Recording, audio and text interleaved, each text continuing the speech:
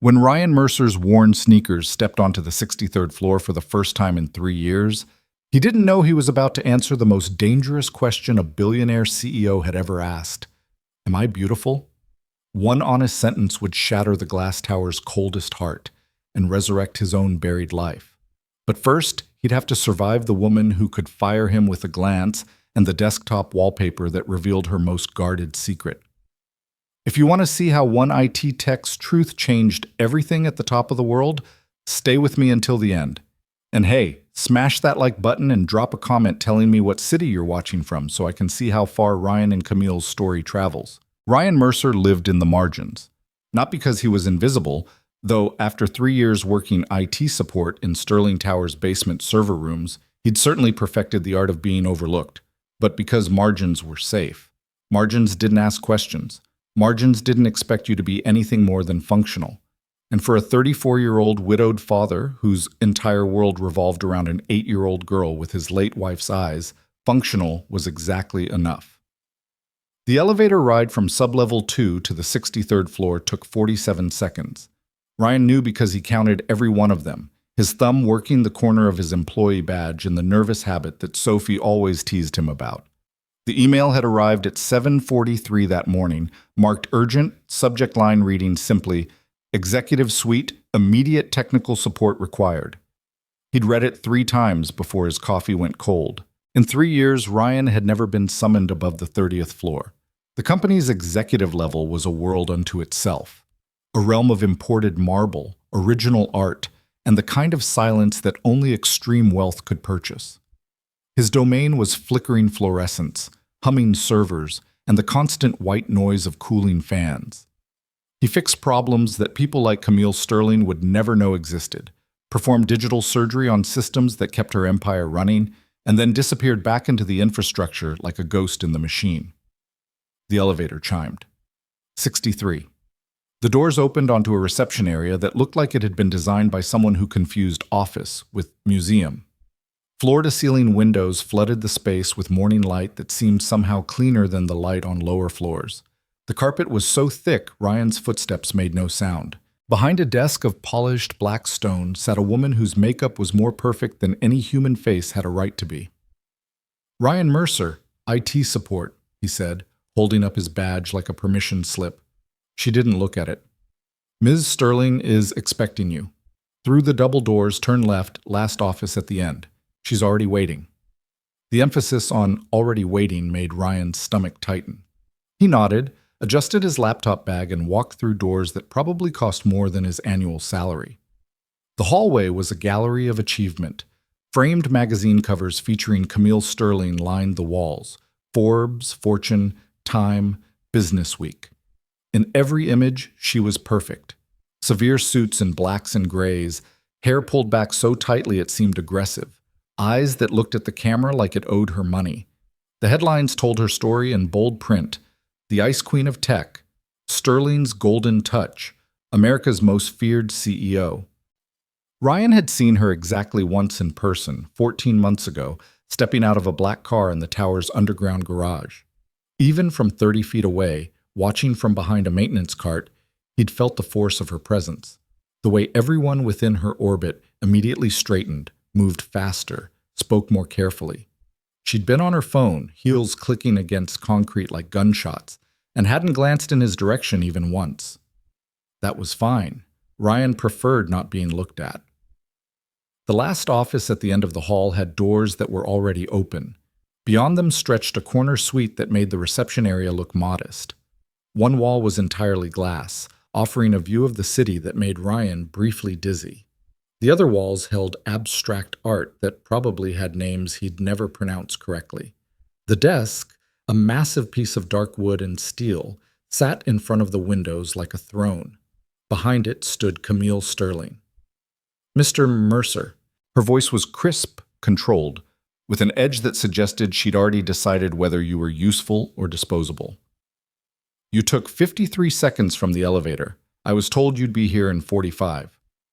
Ryan stopped just inside the doorway, his hands tightening on his laptop bag. The reception desk. Wasn't an excuse for delay, was it? She gestured sharply toward the desk. My computer crashed during a video conference with Tokyo.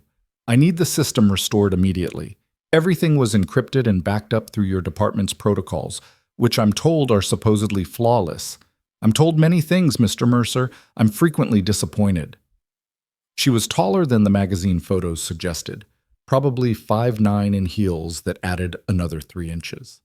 Her suit was charcoal gray, perfectly tailored, with a silk blouse the color of fresh snow.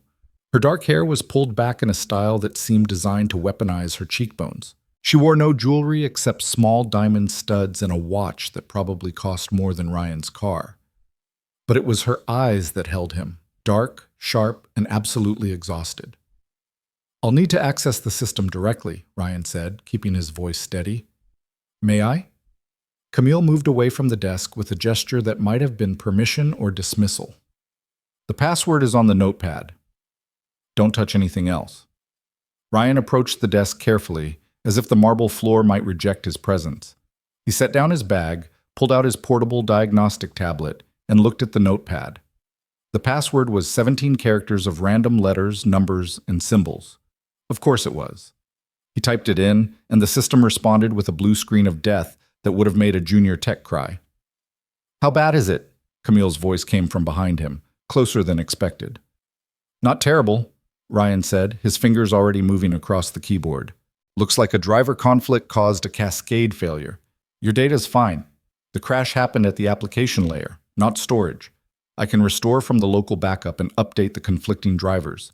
Should take about 20 minutes. 10. Ryan glanced up, meeting her eyes for half a second before looking back at the screen. I can't restore backup integrity checks in less than 15 without risking corruption. Would you prefer fast or reliable? Silence stretched between them. Ryan kept working, initiating the diagnostic sequence. Reliable, Camille finally said. Obviously. 15 minutes then, Ryan confirmed, watching progress bars populate across his tablet. Maybe 18 if the driver update requires a restart, which it probably will. Fine. He heard her heels against the floor, moving away. I'll use the time to return calls. Don't interrupt me unless the building's on fire. Ryan nodded, not looking up. He initiated the backup restoration, cross-checked file integrity markers, and started isolating the problematic driver. The work was familiar, almost meditative. Code didn't lie. Systems didn't pretend to be something they weren't. Problems had solutions, if you looked carefully enough. Behind him, he could hear Camille on her phone, her voice shifting through registers depending on who she was speaking to. With someone she called Gerald, her tone was sharp, impatient, dismissive. I don't care about the regulatory concerns. If compliance can't find a solution, find me someone who can. With someone named Patricia, she was colder, more measured. The quarterly projections are unacceptable. I want revised numbers by end of business, and they better reflect actual market reality instead of whatever fantasy your team is selling. Ryan kept his eyes on the screen and tried not to listen. Margins didn't eavesdrop. The restoration completed in 13 minutes. Ryan ran verification checks, confirmed file structure integrity, and started the driver update sequence. The system prompted for a restart. Ms. Sterling, he kept his voice low, waiting for a pause in her conversation. She held up one finger without looking at him, continuing to speak into her phone. No, Marcus, I'm not interested in gradualism. Either the acquisition moves forward on our terms or we walk. You have until Friday. She ended the call, turned toward Ryan. Well? System needs to restart to complete the driver update. It'll take about 90 seconds, then you should be fully operational. I've also configured automatic backup intervals to run every hour instead of every 4. Just as a precaution against future crashes. Adequate. She moved back toward the desk. Anything else? Ryan hesitated. Protocol said he should leave now. Job complete. No further interaction necessary. But something in the diagnostic log had caught his eye. A pattern of system stress that suggested deeper problems than just a driver conflict. Your system's been running at capacity for extended periods, he said carefully. Long sessions without shutdown, multiple high-demand applications running simultaneously, minimal cache clearing. It's like running a marathon without ever stopping to drink water. The crash was inevitable. If you keep using it the same way, it'll happen again within a week. Camille's expression didn't change, but something shifted in her posture. I work 18-hour days, Mr. Mercer. My computer doesn't get breaks. Neither do you, apparently. The words escaped before Ryan could stop them. He felt his face flush, waiting for the explosion, for the call to security, for the end of his quiet, careful employment. Instead, Camille stared at him with something that might have been surprise. "Excuse me?" Her voice was dangerously soft. Ryan swallowed, committed now. "Your computer mirrors your work patterns. No breaks, no downtime, constant high-stress operation until inevitable system failure. I can keep fixing the crashes, but unless the usage pattern changes, you're just treating symptoms." "I didn't ask for analysis of my work habits," Camille said. "I asked for my computer to be fixed." "Yes, ma'am." Ryan initiated the restart sequence, watching the screen go dark. "It'll be ready in 90 seconds. The silence was excruciating. Ryan could hear his own heartbeat, the soft hum of the computer rebooting, the distant sound of traffic 63 floors below. He kept his eyes on the screen, counting seconds, waiting for the startup sequence to complete so he could escape back to his safe, quiet basement. The system came back online. Ryan logged in, ran a quick verification check, confirmed all systems operational. "You're all set. Everything should be—" He stopped. The desktop loaded, and there, as the wallpaper behind her array of organized folders and shortcuts, was a photograph. Not a stock image, not a corporate logo. A photograph. Camille Sterling sat on a wooden dock beside a mountain lake, wearing faded jeans and a simple blue sweater. Her hair was down, falling past her shoulders in dark waves. She was laughing at something off camera, her head tilted back, her whole face transformed by genuine, unguarded joy. She looked younger, softer, entirely human. She looked like someone who belonged to herself instead of to quarterly earnings reports and shareholder expectations. She looked real. Ryan's hand moved instinctively toward the mouse, some dim awareness that he shouldn't be seeing this, that this was private in a way that went beyond corporate confidentiality. But before he could minimize the screen or look away or pretend he'd noticed nothing, Camille appeared beside the desk. She looked at the screen. She looked at Ryan. Her expression went absolutely still. "I should—" Ryan started, stepping back from the desk. "Don't." The single word cut through the air like a blade. Camille moved around the desk, staring at the screen with an intensity that made Ryan want to disappear into the floor. "How long has that been my wallpaper?" I don't know. It wasn't visible until the system restarted. Sometimes custom wallpapers take a moment to load. After— That's not what I asked." She turned to face him directly. "How long has it been visible to anyone who accessed my computer?" "I don't know," Ryan said honestly. "But probably not long. Your system's encrypted and password protected. The only people who could see it would be IT staff performing maintenance, and even then, only if you weren't present. We're trained to minimize personal content immediately, but you didn't minimize it." Ryan met her eyes, and for the first time, he saw past the perfect makeup and severe styling to the person underneath. She wasn't angry. She was terrified. "No," he said quietly. "I didn't." "Why not?" "Because you look happy," Ryan thought. "Because whoever that woman in the photograph is, she's the opposite of the person standing in front of me. Because that image is probably the most human thing in this entire sterile monument to corporate power." "I was surprised," he said instead. "By what? That I have a personal photograph on my own computer? By how different you look." The honesty escaped before he could dress it in safer language. "In the picture, you look different." Camille's jaw tightened. Different how? Ryan knew he should retreat, apologize, make some bland comment, and escape while he still had a job. But something in her expression stopped him, a desperateness beneath the control, a need that went beyond curiosity. She wanted the truth. Nobody in this building probably ever told her the truth. "You look happy," Ryan said. "Actually happy.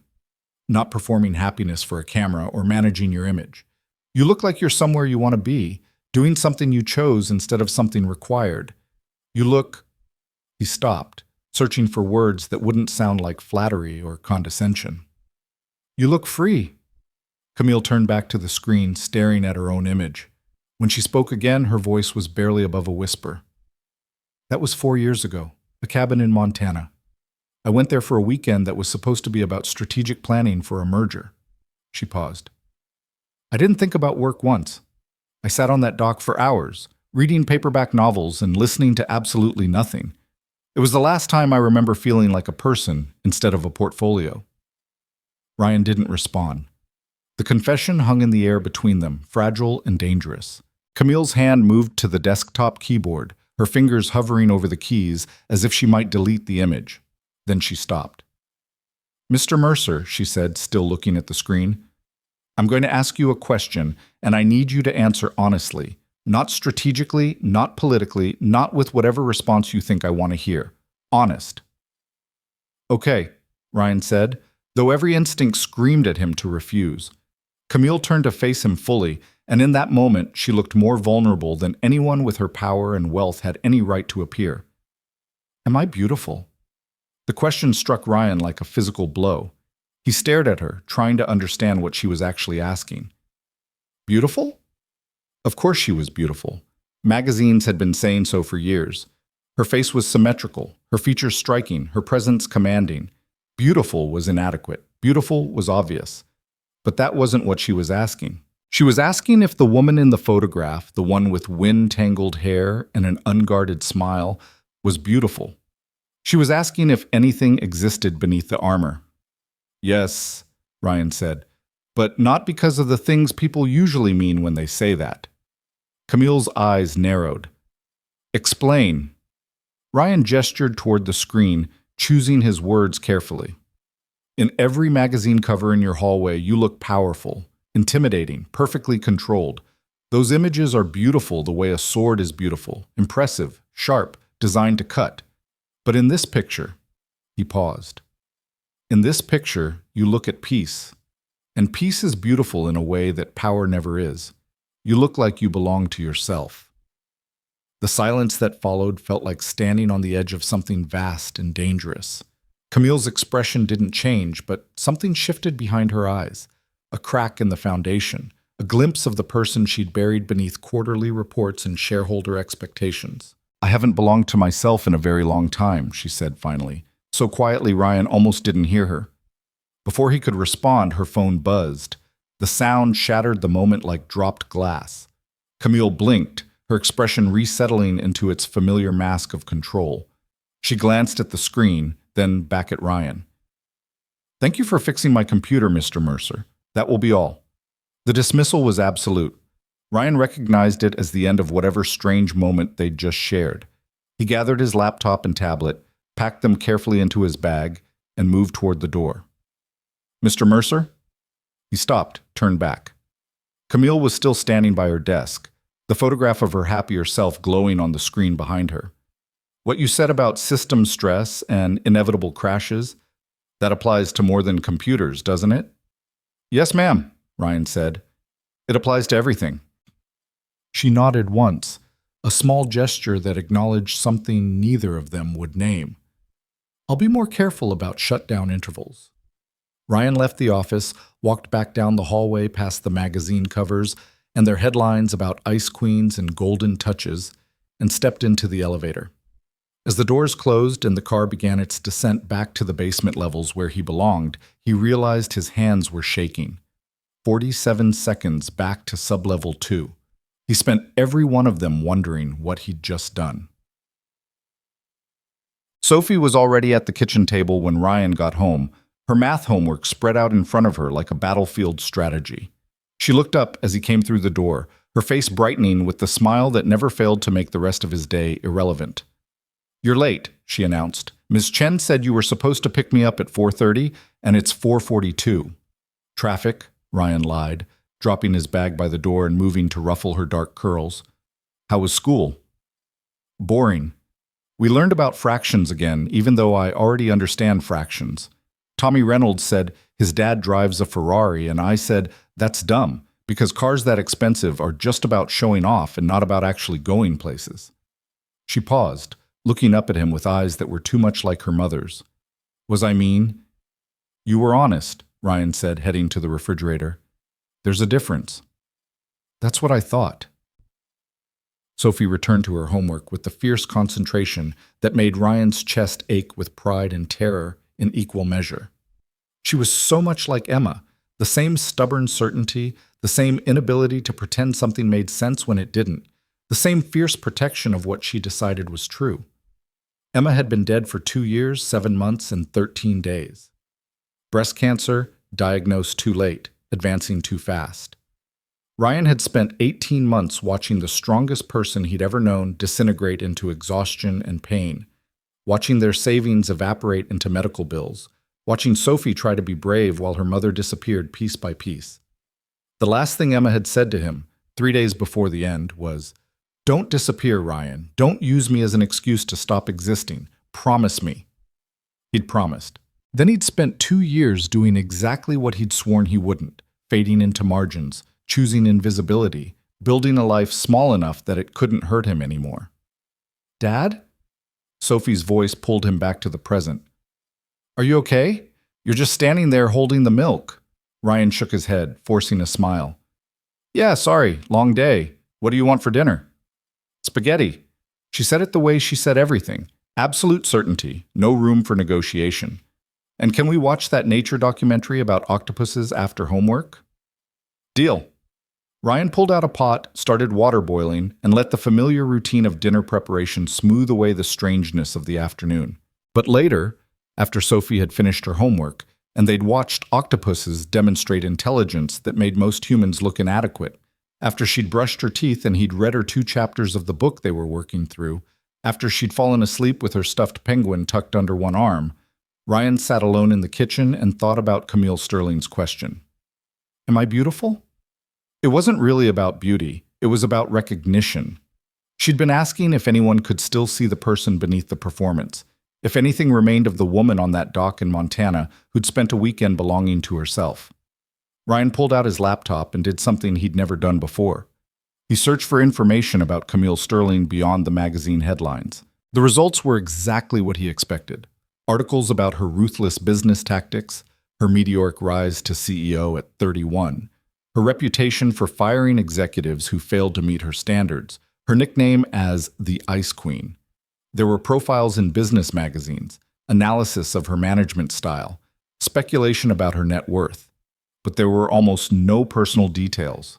No mention of family, friends, relationships, hobbies, interests beyond corporate expansion. The woman in those articles was one-dimensional, powerful, feared, successful, alone. Just like the woman Ryan had become after Emma died. He closed the laptop and sat in the quiet kitchen, listening to the refrigerator hum and the distant sound of traffic. Tomorrow he'd go back to the basement, back to server rooms and fluorescent lights, and the comfortable invisibility he'd built for himself. Today would become a strange story he'd eventually forget. The day he'd told a billionaire CEO that peace was more beautiful than power. Except he knew he wouldn't forget. Because for about 4 minutes in that corner office, he'd seen someone else trapped in the margins, someone else who'd chosen the safety of disappearing over the risk of being real. And for the first time in 2 years, 7 months, and 13 days, Ryan Mercer had wondered what it might be like to step back into the light. The email arrived at 7:17 the next morning. Ryan was at his desk in the basement, halfway through his second coffee, working through a routine maintenance ticket, when the notification appeared on his screen. The subject line made his stomach drop. Executive Suite, report immediately. He read it 3 times, looking for context, explanation, any hint of what this meant. Nothing. Just the summons. Sophie was already at school, delivered safely to Ms. Chen's classroom with her lunchbox and backpack and fierce certainty that fractions were boring. Ryan's shift didn't officially start for another 20 minutes. He could ignore the email, pretend he hadn't seen it, delay the inevitable. Instead, he saved his work, logged out of his terminal, and took the elevator to the 63rd floor. The same perfect receptionist sat behind the same black stone desk. This time, she looked at him with something that might have been pity. "Ms. Sterling is expecting you," she said. "Same office." Ryan walked the hallway of magazine covers, each image of Camille Sterling seeming to judge him more harshly than the last. The double doors to her office were closed. He knocked once, softly. "Come in." Camille stood by the windows, looking out at the city spread below like a kingdom she'd conquered. She didn't turn as Ryan entered, didn't acknowledge his presence for a long moment. When she finally spoke, her voice was different, quieter, less certain. "Close the door, Mr. Mercer." Ryan did, his heart hammering against his ribs. "I didn't sleep last night," Camille said, still facing the windows. "I kept thinking about what you said, about system stress and inevitable crashes and belonging to yourself. I kept thinking about that photograph, about who I was 4 years ago and who I've become since." She paused. "I kept thinking about the fact that you're the first person in this building who's told me the truth in longer than I can remember." Ryan waited, knowing this was leading somewhere he couldn't predict. Camille turned to face him, and in the morning light she looked exhausted. Not just tired, exhausted in the way that comes from years of running at capacity without breaks, without shutdown intervals, without ever stopping long enough to clear the cache. "I did something I probably shouldn't have done," she continued. "I pulled your employee file." Ryan's throat went dry. "Ma'am, I didn't mean any disrespect yesterday. Let me finish." She moved to her desk, opened a folder. Ryan Mercer, 34 years old, bachelor's degree in computer science from a state school you attended on scholarship. Started in IT support at Sterling Tower 3 years ago after leaving a senior systems analyst position at a tech firm where, according to your references, you were being fast-tracked for management. She looked up. "Why did you leave?" The question landed like a punch. Ryan forced himself to breathe, to stay present. "Personal reasons." "Your wife died," Camille said bluntly. "Emma Mercer. 2 years ago. You left your job 6 months before she died, took this position, which pays 30% less and requires 20% fewer qualifications than you possess, because you needed flexible hours and minimal responsibility so you could take care of her and your daughter." Ryan's hands clenched at his sides. "Is there a point to this?" "Yes." Camille closed the folder. "The point is that you chose invisibility. You chose a position where you were overqualified, where you could disappear into infrastructure and never have to risk failing at anything important because you weren't trying at anything important. You chose safety over significance because significance had hurt you too badly." "What do you want from me?" Ryan's voice came out rougher than intended. "The same thing you gave me yesterday," Camille said. "Truth." She moved around the desk, and for the first time since he'd entered, he saw genuine vulnerability in her expression. "I run a company worth $11 billion. I employ 14,000 people. I've built an empire on being smarter, faster, and more ruthless than everyone around me. But in the process, I've lost something essential. I've become the system stress you diagnosed, constant high-demand operation with no breaks, no downtime, no humanity. And I don't know how to stop." She gestured toward the windows, toward the city and the building and the empire she commanded. 6 months ago, 3 employees from different departments quit on the same day. Exit interviews revealed a pattern. Talented people leaving not because of pay or opportunity, but because they felt invisible, unheard, like their concerns didn't matter, like the company had become a machine that processed their labor without seeing their humanity. She paused. "Last month, 2 more quit. Last week, the pattern is accelerating, and I can't fix what I can't see. I'm too far removed from the ground level. I need someone who understands what it's like to work in the margins, someone who knows what it's like to feel invisible." Ryan stared at her, beginning to understand where this was going. "I'm creating an executive task force," Camille continued. "Confidential, small team. Mission is to interview employees across all departments, identify systemic problems in workplace culture and morale, and recommend concrete changes. It's not HR, not PR, not some empty gesture to make us look caring. It's real work with real authority to implement changes." She met his eyes directly. "And I want you to lead it." The words hit Ryan like cold water. "What?" "You have the technical expertise to understand our systems, the emotional intelligence to read people, and most importantly, you've lived in the margins. You know what it's like to be overlooked, underestimated, treated as functional rather than human. That's exactly the perspective I need." "I'm IT support," Ryan managed. "I fix computers. I can't." "You told me yesterday that peace is more beautiful than power," Camille interrupted. You looked at me, at Camille Sterling, the Ice Queen, the woman who's fired executives for failing to meet projections, and you saw a person who'd lost herself. Nobody in this company would have dared say that. Nobody in my life would have dared say that. But you did, because it was true. And truth matters more to you than safety. She paused. That's the person I need for this. Ryan's mind raced through implications, complications, the sheer impossibility of what she was suggesting. What about my current job? What about Sophie? I have a daughter. I can't work 18-hour days like you do. The task force meets twice weekly, 2 hours per session. Additional time for interviews and analysis, but flexible scheduling. You keep your current position and salary until the project ends, then we discuss a permanent role based on results. If you need to leave for school pickup or family emergencies, you leave. No questions asked. Camille picked up a folder from her desk, held it out. Full details are here. Think about it. Give me your answer by end of business Friday. Ryan took the folder automatically, his hands numb. Why are you doing this? Camille's expression softened in a way that made her look suddenly younger. Because you were right. I haven't belonged to myself in a very long time, and if I can't fix that for myself yet, maybe I can fix it for the 14,000 people who work here. She paused. And because I think you made the same choice I did, to disappear rather than risk being hurt again. But disappearing isn't the same as healing, Mr. Mercer. Sometimes you have to step back into the light to remember you're still alive. The words echoed Emma's last request so perfectly that Ryan felt his breath catch. Don't disappear. Don't use me as an excuse to stop existing. I'll read the file, he heard himself say. Good. Camille returned to the windows, the moment of vulnerability closing like a door. That's all, Mr. Mercer. You can go. Ryan left the office, walked back through the hallway of ice queens and golden touches, and rode the elevator down to the basement with the folder clutched in his hands like evidence of something he couldn't quite name. The rest of the day passed in a blur of routine maintenance and system checks, but his mind kept circling back to Camille's offer. Lead an executive task force, interview employees, recommend changes. Step out of the margins and into the kind of visibility he'd been avoiding for 2.5 years. Risk mattering again. That evening, after dinner and homework and the octopus documentary, Sophie wanted to watch again.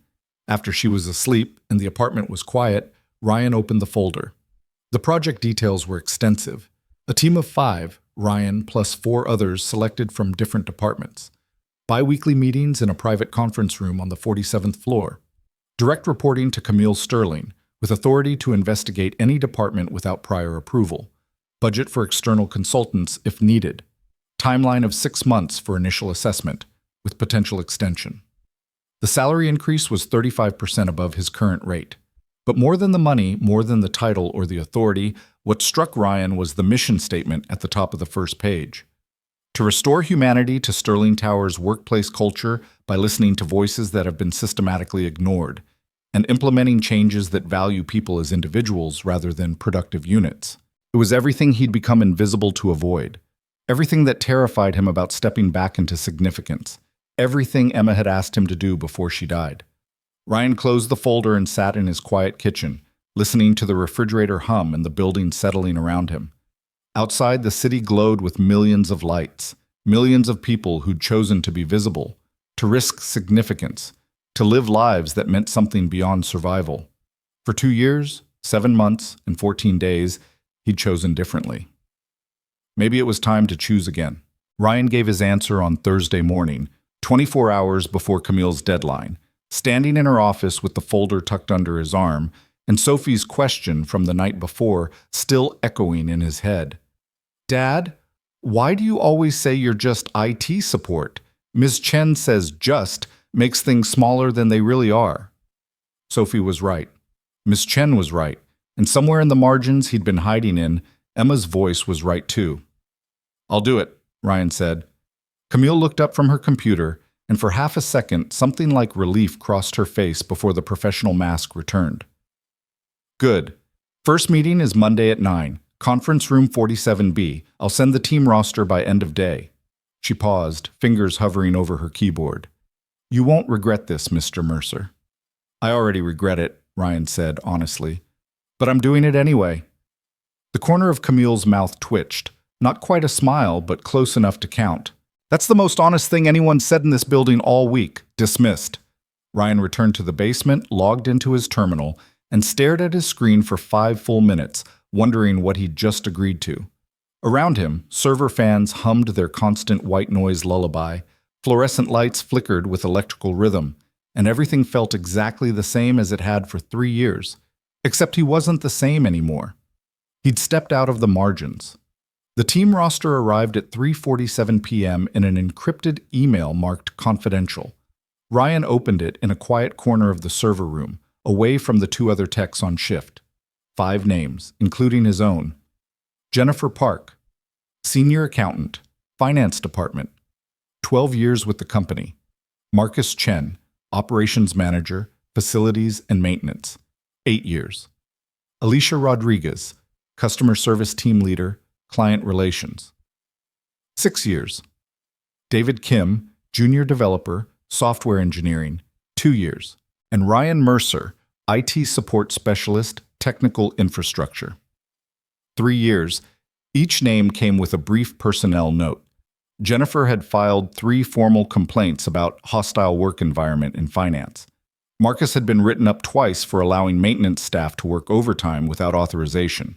Alicia's team had the highest employee satisfaction scores in the entire company. David had submitted 14 feature requests through proper channels and had 13 of them rejected without review. They were all people who'd seen problems and tried to fix them through official channels. They'd all been shut down by the system they were now being asked to repair. The first meeting was supposed to be introductory, a chance to review the mission, establish protocols, and begin outlining their approach. Ryan arrived 15 minutes early, carrying a notebook Sophie had decorated with stickers of penguins wearing glasses, because she'd insisted that important meetings required important notebooks. Conference room 47B was smaller than he'd expected, with a round table instead of the rectangular power dynamic tables that dominated executive spaces. The walls were glass, offering a view of the city that was impressive without being intimidating. Someone had already set out coffee and water. Ryan poured himself coffee and sat facing the door, watching the others arrive. Jennifer came first, a woman in her early 40s with sharp eyes, and the kind of posture that suggested she was ready to defend every word before she spoke it. She nodded at Ryan, took coffee, chose the seat farthest from the door. Marcus followed, a broad-shouldered man with calloused hands and a visitor badge that said, Facilities, instead of the executive-level clearance everyone else had been issued. He looked around the room like he was calculating structural load capacity, then sat near the window. Alicia arrived with a smile that seemed genuine, her energy filling the space immediately. This feels like a trap, right? Like we're all about to get fired for being troublemakers? If it's a trap, it's an elaborate one, Jennifer said dryly, sipping her coffee. David was last, practically running through the door with his laptop bag threatening to slide off his shoulder. He couldn't have been more than 25 with the kind of nervous energy that came from too much caffeine and not enough sleep. Sorry, deployment went long. I had to finish the rollback before... He stopped, looking around. We're not getting fired, right? Unclear, Marcus said, his voice a deep rumble. But the coffee's decent. At exactly 9 o'clock, Camille Sterling walked through the door. The room's energy shifted immediately. Everyone sat straighter, conversation stopped, the casual atmosphere evaporating like water on hot pavement.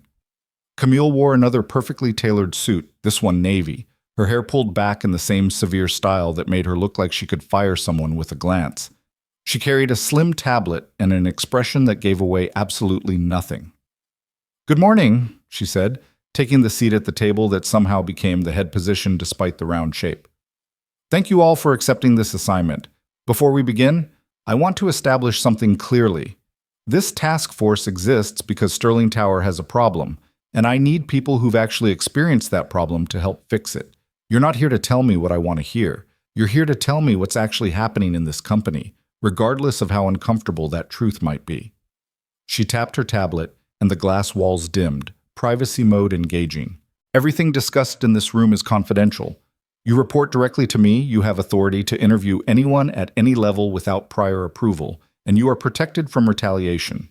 If anyone threatens your position because of this work, you come directly to me. Clear? 5 heads nodded. Mr. Mercer will lead this team, Camille continued, and Ryan felt 4 pairs of eyes turned toward him. He has final say on investigation priorities, interview scheduling, and recommendations. I've selected the rest of you because you've all tried to fix problems through official channels and been shut down by the system. Now you're going to help me break that system. Jennifer raised her hand slightly. With respect, Ms. Sterling, most system-breaking initiatives from the top don't actually change anything for the people at the bottom. They become PR exercises that make leadership feel good while nothing fundamental shifts. How is this different? The question hung in the air like a challenge. Ryan held his breath, waiting for Camille to shut it down with authority or platitudes. Instead, she smiled, sharp and cold and somehow genuine. Ms. Park, according to your file, you filed 3 separate complaints about Tom Harrison creating a hostile work environment in finance. All 3 were dismissed as personality conflicts despite documentation of his behavior. Last I checked, Harrison is still Senior Director of Financial Operations, and you're still a senior accountant despite being more qualified than half the directors in your department. Camille's eyes were hard. This is different because I'm not interested in making anyone feel good. I'm interested in fixing what's broken, even if it means firing people I've worked with for years, even if it means admitting I've been blind to problems that were obvious to everyone else. So when I ask you to tell me uncomfortable truths, Ms. Park, I mean it. Test me. Jennifer studied Camille for a long moment, then nodded slowly. All right, I'll test you. Good. Camille turned to Ryan. Mr. Mercer, the floor is yours. I'll observe today, but this is your team. Run it. Ryan felt his pulse spike as attention shifted fully to him.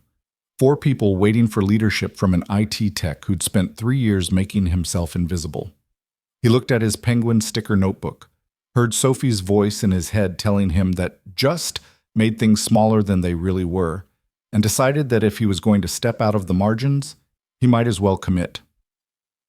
We're going to start by listening, Ryan said, his voice steadier than he felt. Not strategizing, not solving, not even analyzing yet, just listening. Each of you experienced problems in this company that the official systems couldn't or wouldn't address. I want to hear those stories, not the sanitized versions from your formal complaints, but what actually happened, how it felt, why it mattered, what it cost you. He turned to Jennifer. Ms. Park, you want to go first?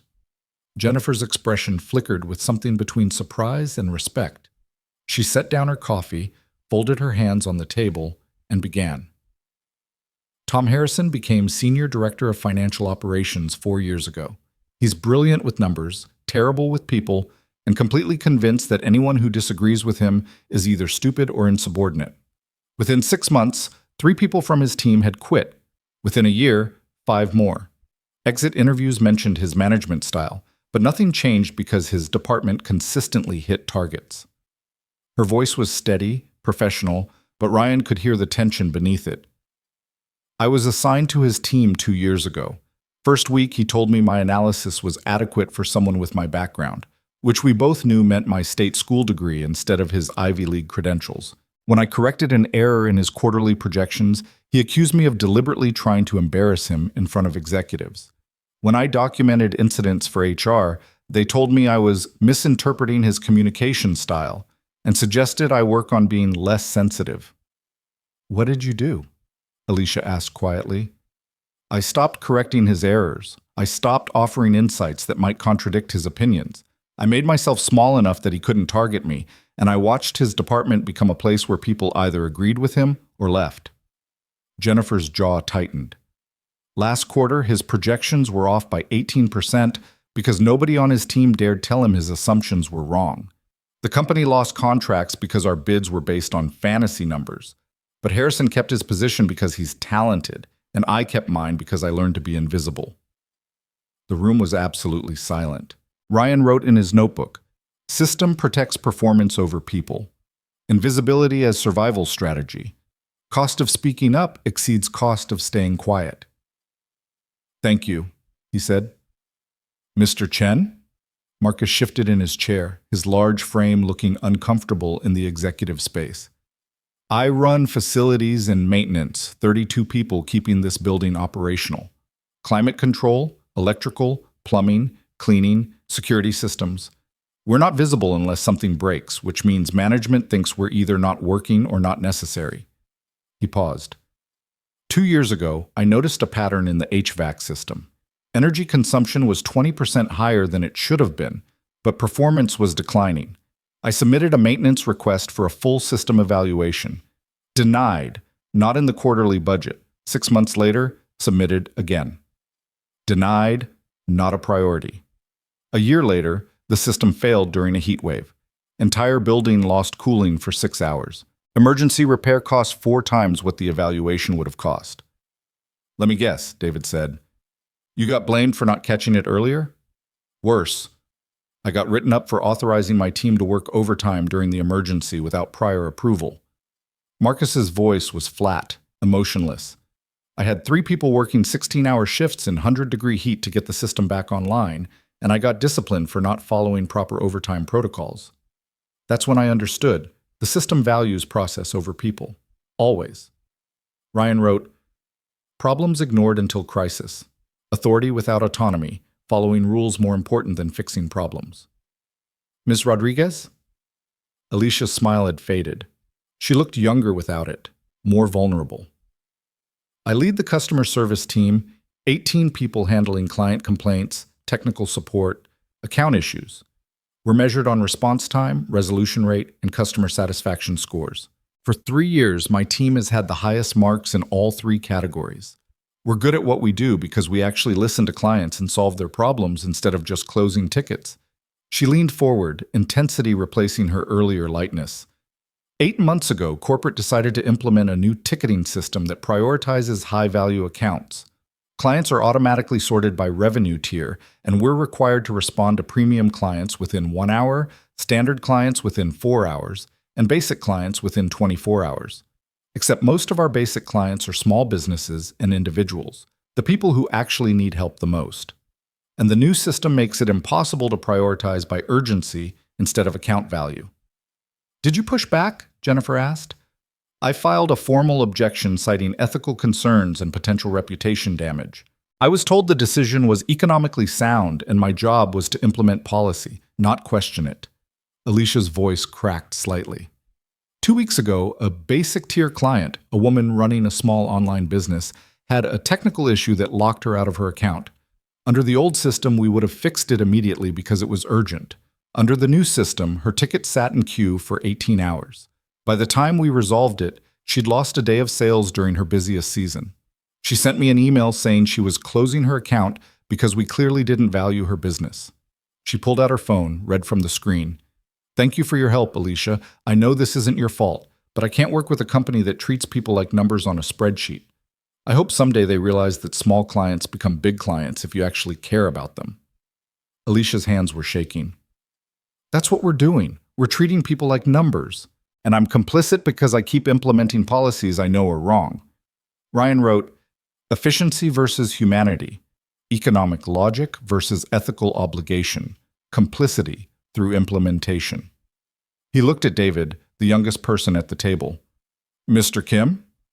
David had been fidgeting with his laptop, but now he stopped, meeting Ryan's eyes with an intensity that belied his nervous energy. I'm a junior developer in software engineering. I've been here 2 years and I love the actual work. Building systems, solving technical problems, writing code that makes things better. But there's this gap between what we build and what people actually need. We create features executives request without ever talking to the people who will use them. We prioritize flashy updates over fixing fundamental issues because leadership wants impressive demos, not functional tools. He pulled up something on his laptop, turned the screen toward the group. This is the internal feature request system. Any employee can submit ideas for improving our software. In 2 years, I've submitted 14 requests. Things like better search functionality, customizable dashboards, accessibility improvements for users with disabilities. 13 were rejected without review. The one that got approved was a minor UI change that took me 4 hours to implement. He closed the laptop. But last month, we spent 3 weeks building a feature that nobody asked for because an executive saw a competitor's product and wanted us to match it. The feature launched, usage stats show almost nobody's using it, but we're already being pressured to build version 2 instead of fixing the fundamental issues that people actually complained about. Did you raise concerns? Ryan asked. I tried. My team lead told me to stay in my lane. I'm junior. I don't have the experience to question strategic decisions. My job is to code what I'm told to code. So I do. David's frustration was visible. And every time I write code that I know could be better, every time I implement a feature I know people don't want, every time I close a feature request that would actually help someone, I feel like I'm betraying the whole reason I got into development. I wanted to build things that mattered. Instead, I'm building things that look impressive in board meetings. Ryan wrote, innovation without input, authority without expertise, performative progress over functional improvement. He looked around the table at 4 people who'd tried to fix problems and been shut down, silenced, or ignored by systems that valued compliance over correction. 4 people who'd learned to be smaller, quieter, less visible, just like he had. Thank you, Ryan said. All of you, for trusting this process enough to be honest. He turned to Camille, who'd been silent throughout, her expression unreadable. Ms. Sterling, you wanted uncomfortable truth. Here it is. Sterling Tower has built a culture where speaking up is punished, problems are ignored until they become crises, people are treated as economic units instead of human beings, and the path to survival is making yourself invisible. The specific failures are different across departments, but the pattern is the same. The system is working exactly as it was designed. It's just designed to value the wrong things. Camille's expression didn't change, but something shifted in her posture. Continue. Ryan looked at his notes, then at his team. We have 6 months. We need to interview employees across all departments to map the full scope of the problem. We need to identify specific policies, practices, and people that create or perpetuate these patterns. And we need to develop concrete recommendations that address root causes instead of symptoms. He paused. But before we do any of that, I need to know, are you willing to actually implement changes even if it's uncomfortable? Even if it means firing people who hit their numbers but destroy their teams? Even if it means admitting that policies you approved were wrong? The question was directed at Camille, but it applied to everyone. Camille stood, moved to the windows, looked out at the city her company helped build. When she spoke, her voice was quiet but absolutely firm. 3 days ago, I spent 20 minutes looking at a photograph of myself from 4 years ago, a version of me who remembered how to be happy. Mr. Mercer told me that peace is more beautiful than power, and he was right. But I'd forgotten that truth because I built a company that made power the only value that mattered. She turned back to face the room. I called you all here because the cost of continuing as we are is too high. Not financially, we're profitable, growing, successful by every metric that matters to shareholders. But we're hemorrhaging talented people who can't survive in a system that treats humanity as weakness. And I've become exactly the kind of leader I would have despised 20 years ago. She met each person's eyes in turn. So yes, Ms. Park, I will fire Tom Harrison if the evidence shows he's toxic, regardless of his performance. Yes, Mr. Chen, I will restructure approval processes that value bureaucracy over effectiveness.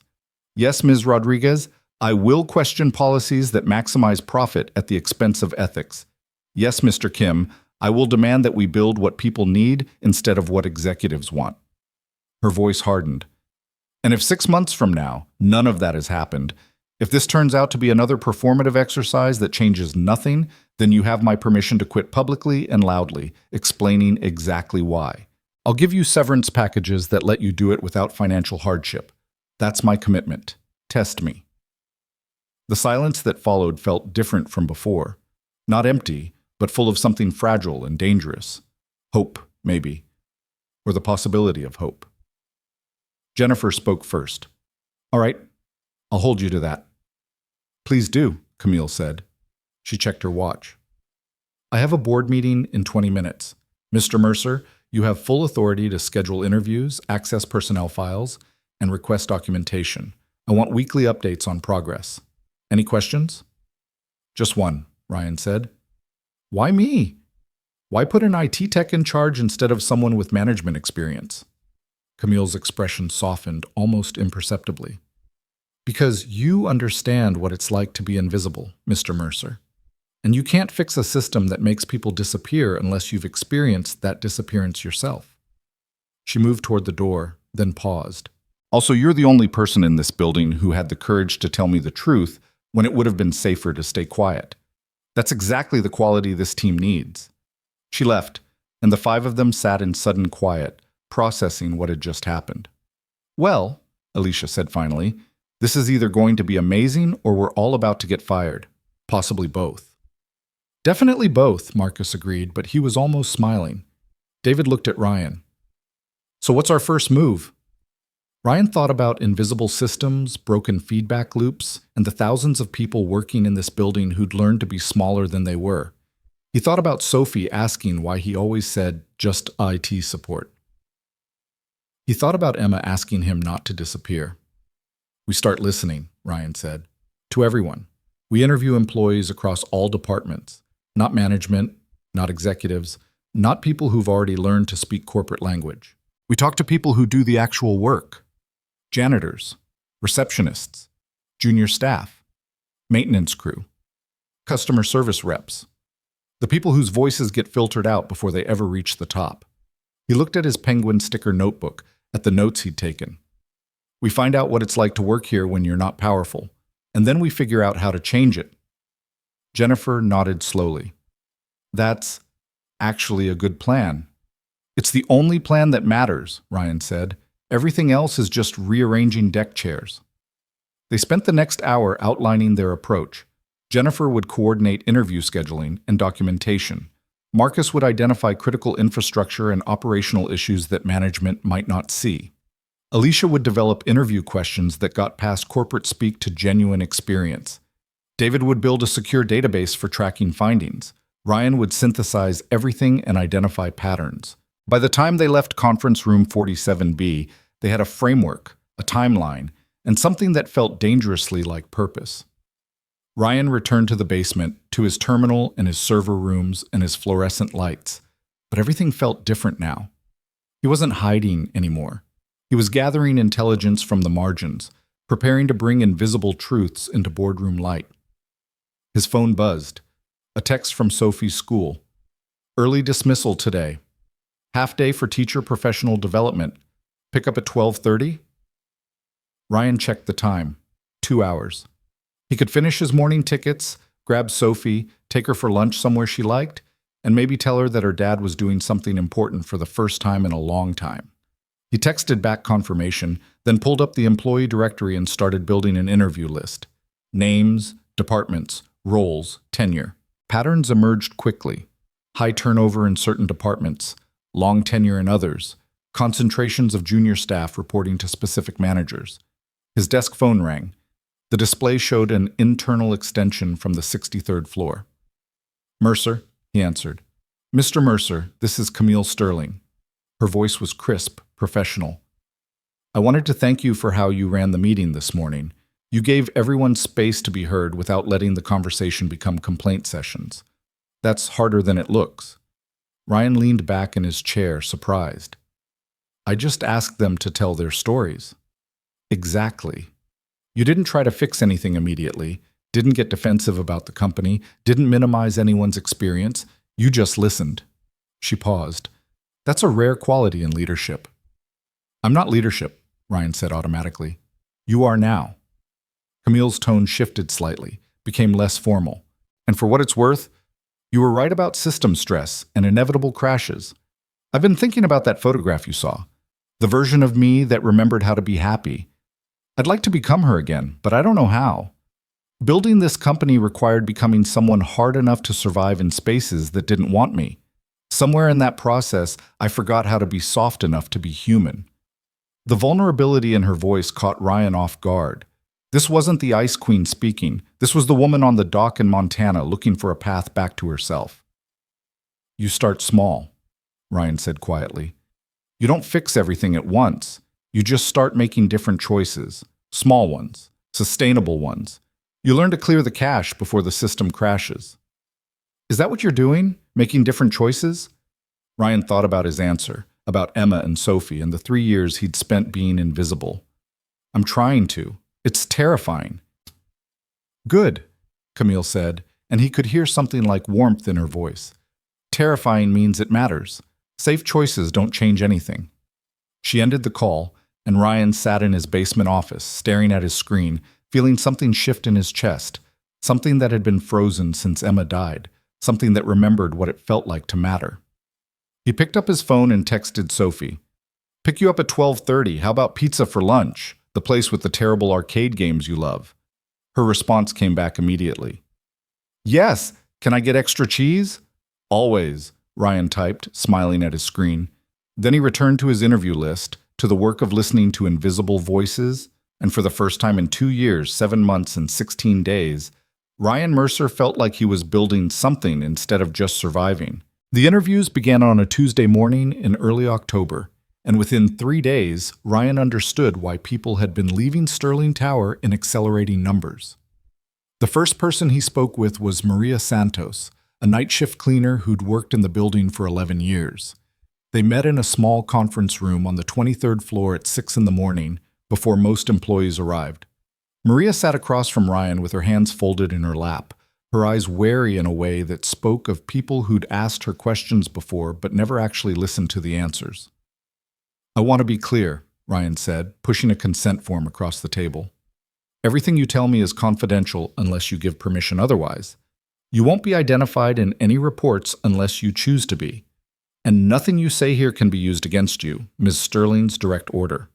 This is about understanding what it's really like to work here, not about getting anyone in trouble."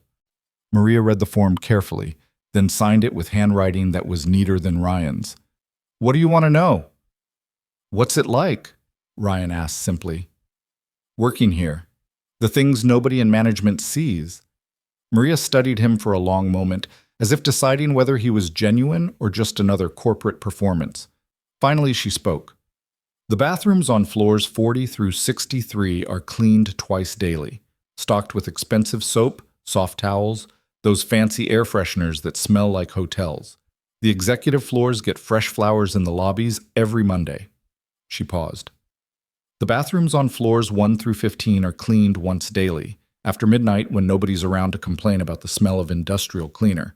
We use the cheapest supplies the company can buy. The soap dispensers break constantly, and maintenance takes weeks to fix them because those floors aren't priority." Ryan wrote in his notebook, trying to capture not just the words but the weight behind them. "3 years ago," Maria continued, "I asked my supervisor if we could get better cleaning supplies for the lower floors. She said the budget was allocated by floor value. Executive floors generate more revenue, so they get more resources.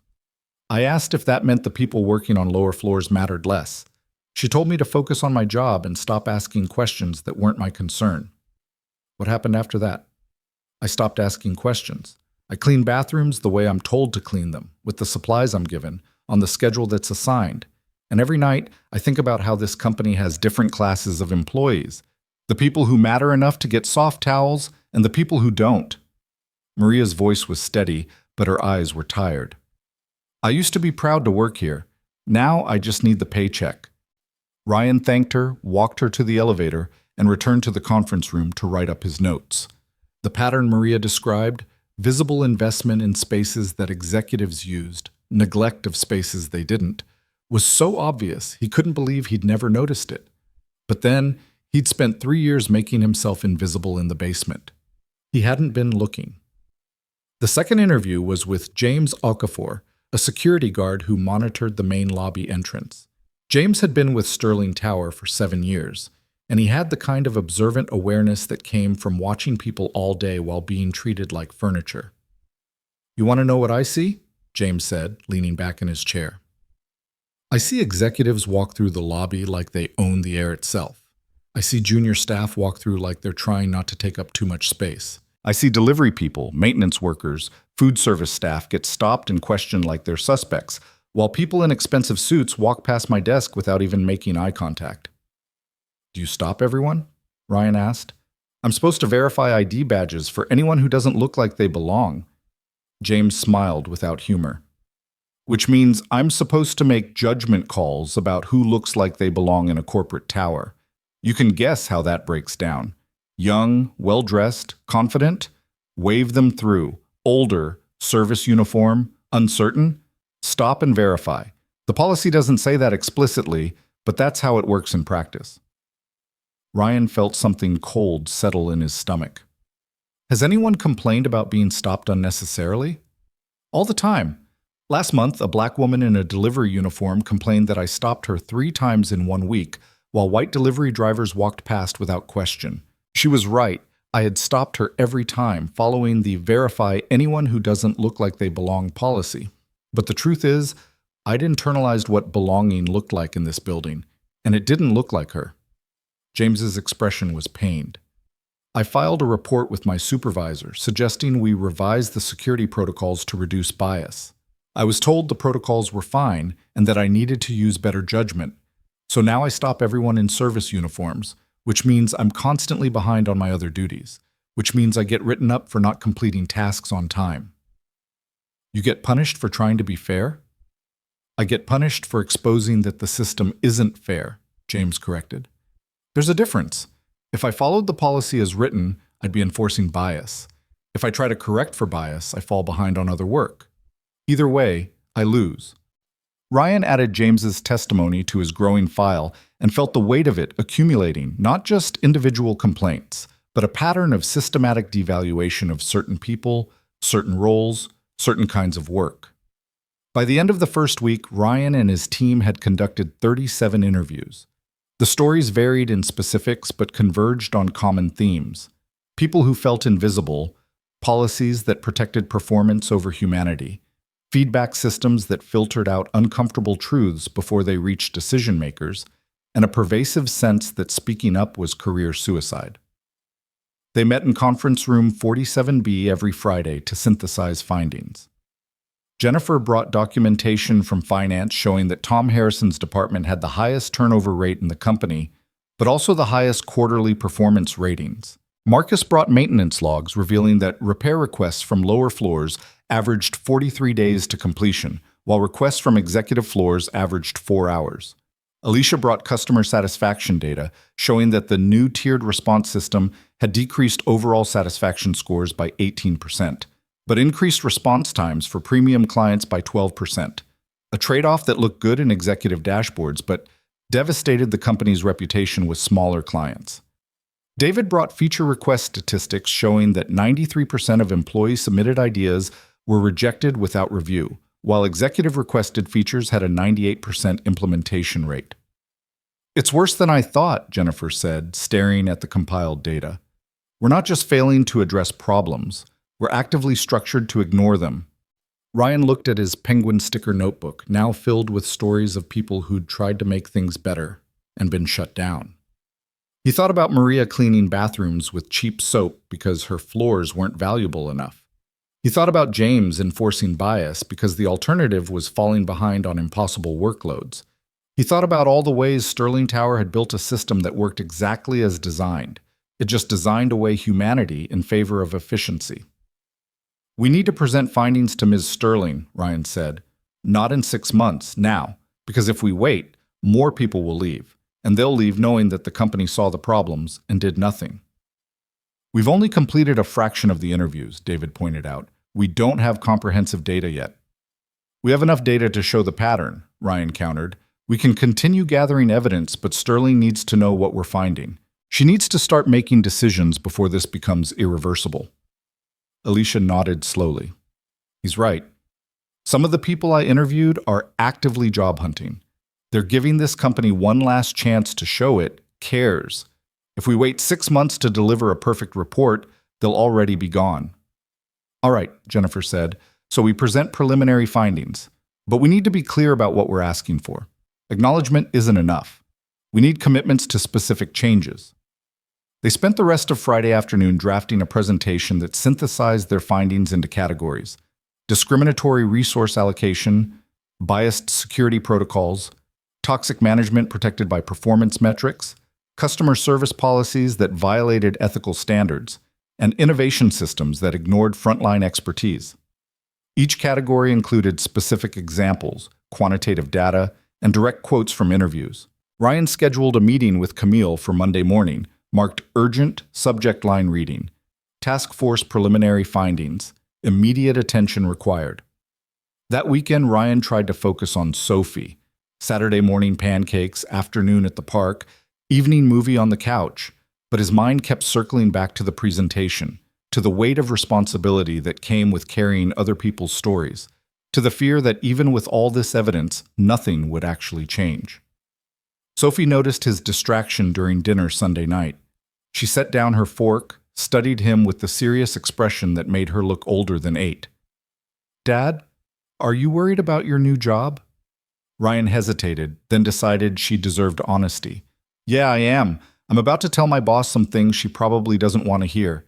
Things that might make her angry." "Is it true things?" "Yes." "Then you have to tell her," Sophie said with the absolute certainty that came from being 8 and believing the world worked the way it should. "Ms. Chen says telling the truth is hard, but lying is harder because you have to remember what you said. And you're bad at remembering things, Dad. You forget to buy milk like every week." Ryan laughed despite his anxiety. "That's actually pretty good advice, Sophie." "I know. I'm smart." She returned to her dinner, then added without looking up, "Mom would say you should tell the truth even if it's scary, especially if it's scary." The observation hit Ryan like a physical blow. Sophie rarely mentioned Emma directly. It had become an unspoken agreement between them to remember her in small ways instead of talking about the absence constantly. But sometimes Sophie would say something that proved she understood more than Ryan gave her credit for. "You're right," Ryan said quietly. "Mom would say that. She'd also say I'm lucky to have such a smart daughter." Sophie smiled into her plate, and Ryan felt something settle in his chest.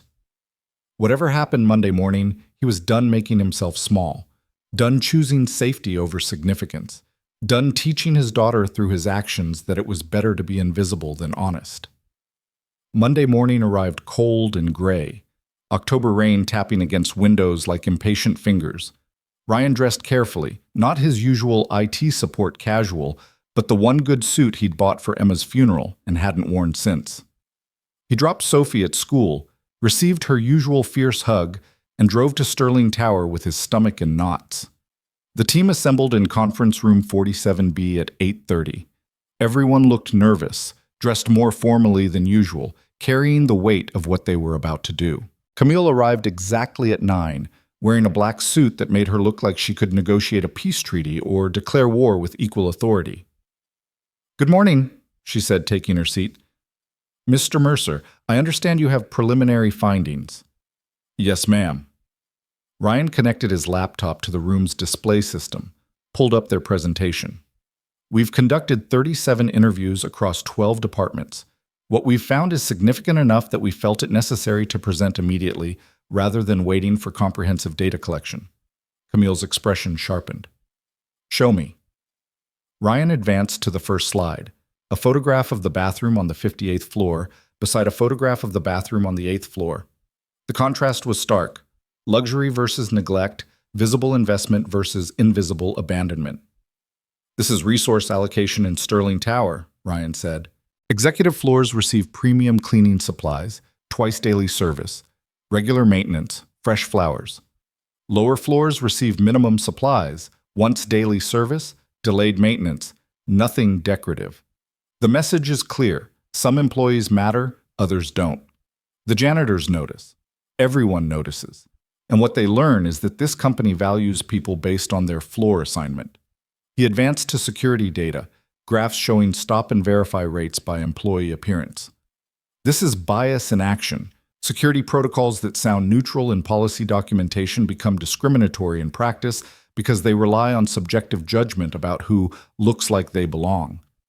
We have testimony from guards who've been punished for trying to correct this bias. Testimony from employees who've been stopped repeatedly while others walk past unchallenged, and data showing that the policy creates systematic disadvantage based on race, age, and job classification." Camille's jaw tightened, but she said nothing. Ryan continued through their findings. Tom Harrison's toxic management protected by performance metrics, the tiered customer service system that abandoned ethical obligations for profit margins, the innovation process that rejected 93% of employee ideas without review. Each slide included specific examples, direct quotes, quantitative evidence. The pattern is consistent across all departments, Ryan concluded. Sterling Tower has built a system that systematically devalues certain people, protects toxic behavior when it's profitable, and filters out uncomfortable truths before they reach decision makers. People aren't leaving because they're unhappy with pay or benefits. They're leaving because they've learned that their humanity doesn't matter here, only their productivity. The silence that followed was absolute. Camille sat perfectly still, staring at the final slide, her expression unreadable. Ryan's team waited, barely breathing. Finally, Camille spoke, her voice dangerously quiet. How long have these patterns existed? Based on interviews, at least 5 years, Jennifer said. Probably longer, but 5 years is the earliest consistent testimony we have. And management has known? Middle management has known, Marcus said carefully. Most of these issues have been reported through official channels multiple times. They've been dismissed, deprioritized, or reframed as individual problems rather than systemic failures. Camille's hands clenched on the table. And I didn't know because the system is designed to prevent information like this from reaching me. Yes, ma'am, Ryan said. She stood abruptly, moved to the windows, stared out at the city. When she spoke again, her voice was tight with controlled fury. I built this company from nothing. I fought my way into rooms that didn't want me, proved myself 100 times over, survived being called too aggressive, too cold, too ambitious. I thought I was building something better. A company where competence mattered more than connections, where results spoke louder than politics. Instead, I've built exactly the kind of system I thought I was fighting against. A system that protects power, punishes honesty, and treats people as disposable resources. She turned back to face them, and Ryan saw something in her expression that looked like grief. What do you need from me? Camille asked. Not in 6 months. Now. What immediate changes will demonstrate that this company is actually capable of valuing humanity? Ryan looked at his team, saw the same surprise he felt reflected in their faces. They'd expected resistance, defensiveness, corporate double-speak. Instead, Camille was asking for marching orders. Jennifer spoke first. Tom Harrison needs to be removed from management, not transferred, not given another chance. Removed. And his departure needs to come with a clear message that performance doesn't excuse toxic behavior. Done, Camille said immediately. Next, Marcus leaned forward. Maintenance and facilities budgets need to be equalized across floors. Premium spaces can have premium aesthetics, but basic functionality and dignity shouldn't be luxury goods. Every bathroom should have soap that works, and cleaning staff who are given adequate supplies and respect. Agreed. Budget revision by end of week. Next. Alicia's voice was steady but passionate. The tiered customer service system needs to be eliminated. We can prioritize by urgency and impact without abandoning ethical obligations to smaller clients. If we want to build long-term trust, we need to demonstrate that we value relationships over immediate revenue. Camille nodded. I'll kill the policy today. We'll revert to the previous system and develop new protocols based on your team's recommendations. Next. David looked almost shocked to be called on. The feature request system needs complete restructuring. We need mechanisms for employees to submit ideas, for those ideas to be genuinely evaluated by people with technical expertise, and for regular feedback on why things are accepted or rejected. Innovation shouldn't be reserved for executives. I'll assign you to lead that restructuring, Camille said. Report directly to me. Bypass the current management chain. Next. Ryan felt his pulse quicken. She was actually doing it, not studying the findings, not forming committees, not promising consideration. She was making decisions in real time, dismantling the systems that had made her company toxic. We need protection for the people who spoke to us, Ryan said. Formal policies stating that participating in this task force or providing testimony cannot be used as basis for retaliation, demotion, or termination. People took enormous risks to tell us the truth. We need to make sure they're safe. Draft the policy language, Camille said. I'll sign it and distribute it company-wide by end of business today. She paused, something shifting in her expression. What else? What am I missing? Ryan took a breath, knowing this was the hardest part. You need to acknowledge publicly that these problems exist and that you're taking responsibility for not seeing them sooner. Not a generic, we can do better statement. A A real acknowledgement that the company has systematically failed certain people, that you as CEO own that failure, and that changes are already being implemented. People need to know you see the problem, and you're not just managing perception. Camille stared at him for a long moment, and Ryan waited for the pushback, the corporate caution, the PR team's objections. Instead, she nodded. I'll draft a company-wide memo this afternoon. You review it before I send it. If it sounds like corporate speech instead of actual accountability, tell me. I want it to be honest. She returned to her seat, pulled out her tablet, started typing rapidly. Here's what's happening today. Tom Harrison is fired effective immediately. I'll handle that conversation personally within the hour. Security protocols are under immediate review. James Okafor is promoted to Security Operations Manager and will lead the revision process. Customer service tier system is eliminated as of noon. Facilities budget is equalized by end of week. Anti-retaliation policy is distributed by 5 p.m. Company-wide memo acknowledging failures goes out tonight after Mr. Mercer's review. She looked up at the stunned faces around the table. This is what accountability looks like. It's not comfortable, it's not slow, and it's not careful. But careful hasn't worked. Careful has protected problems instead of solving them. Her voice softened slightly. You asked me if I was willing to implement changes even if they were uncomfortable. I am. Because uncomfortable is temporary. What we've been doing is permanent damage. Jennifer found her voice first. Ms. Sterling, I need to be honest. I expected resistance. I expected you to defend the company, minimize the findings, or ask for more data before making decisions. This is unexpected. I know, Camille said. Most CEOs would do exactly what you expected. They'd protect themselves, manage the optics, make incremental changes that look significant but preserve the fundamental system. I did that for years, made decisions that were safe, strategic, politically sound. And in the process, I built a company I'm ashamed of. She paused. 4 weeks ago, Mr. Mercer told me that peace is more beautiful than power. He was right, but I'd forgotten what peace even felt like. This is my attempt to remember, by building a company where people don't have to choose between their humanity and their paycheck. She stood, gathering her tablet. Continue your interviews, expand the scope if you need to. I want comprehensive understanding of every systemic failure in this organization. And I want recommendations for how to fix them. Not surface changes, but fundamental restructuring. You have my full support and my gratitude. She moved toward the door, then stopped, looking back at Ryan. Mr. Mercer, walk with me. Ryan followed her out of the conference room, down the hallway toward the elevators. Camille was silent until they were alone in the elevator car, doors closed, ascending to the 63rd floor. You're terrified of what you just did, aren't you? Camille said, not looking at him. Ryan almost laughed. Yes, I just told my CEO that her company is systematically dehumanizing, and she responded by firing people and restructuring policies before lunch. It's terrifying. Good. If you weren't scared, you wouldn't understand what you're asking people to change. The elevator chimed, doors opening onto the executive floor. Camille stepped out, then turned back. I'm terrified too, for what it's worth. I'm about to fire someone I've worked with for 6 years, admit to 14,000 employees that I failed them, and restructure systems that took years to build. But I'm more terrified of the alternative, of looking at that photograph on my desktop 5 years from now and realizing I had a chance to remember how to be human and I chose power instead. She held the elevator doors open with one hand, looking at Ryan with an expression that was entirely unguarded. Thank you, she said simply, for seeing past the armor, for having the courage to tell me the truth, for giving me a reason to try to find my way back to that dock in Montana.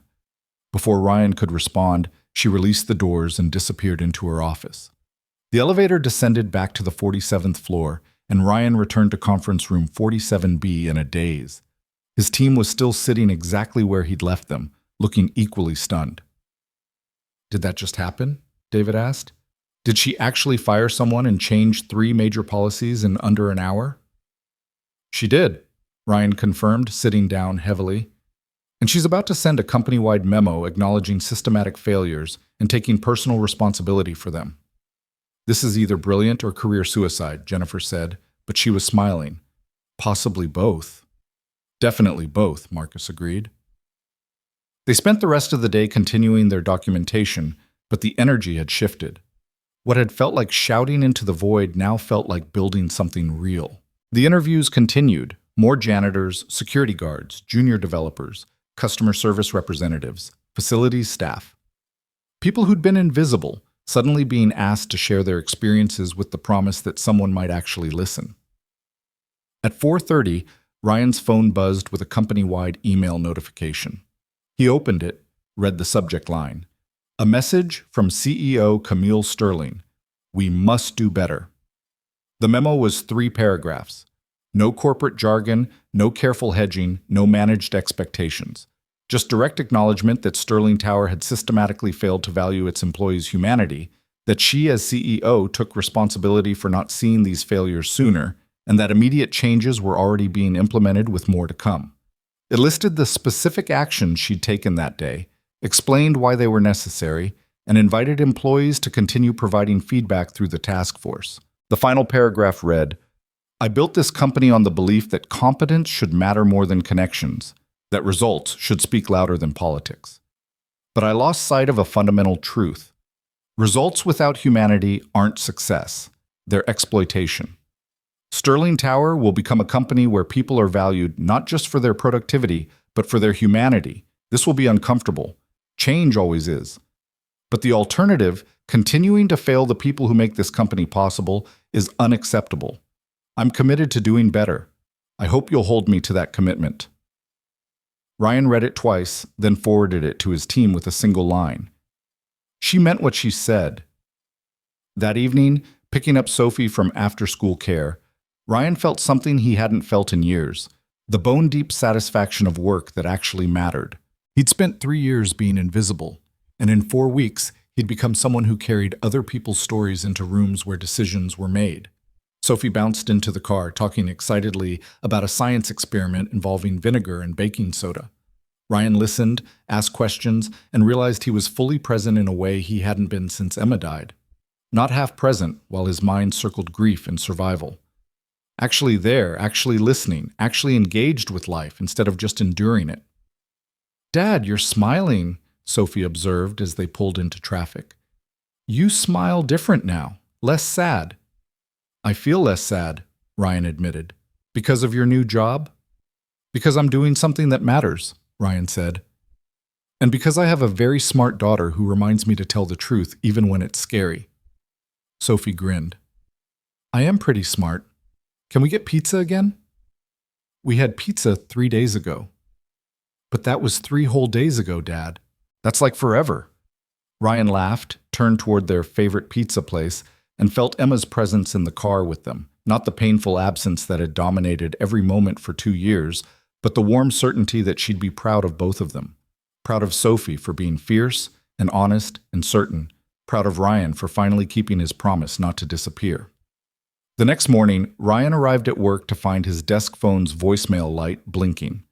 17 messages, all from employees asking to be interviewed, thanking him for the CEO's memo, or sharing their own stories of feeling invisible in the system. His email inbox had 34 similar messages. The task force had started with 37 interviews. By the end of week 2, they'd conducted 93.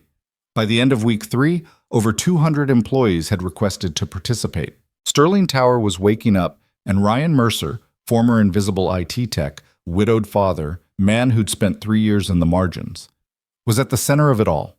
Learning that sometimes the most powerful thing you could do was simply listen and tell the truth about what you heard. The changes rippled through Sterling Tower like shockwaves through still water, and Ryan watched them transform the building from the inside out.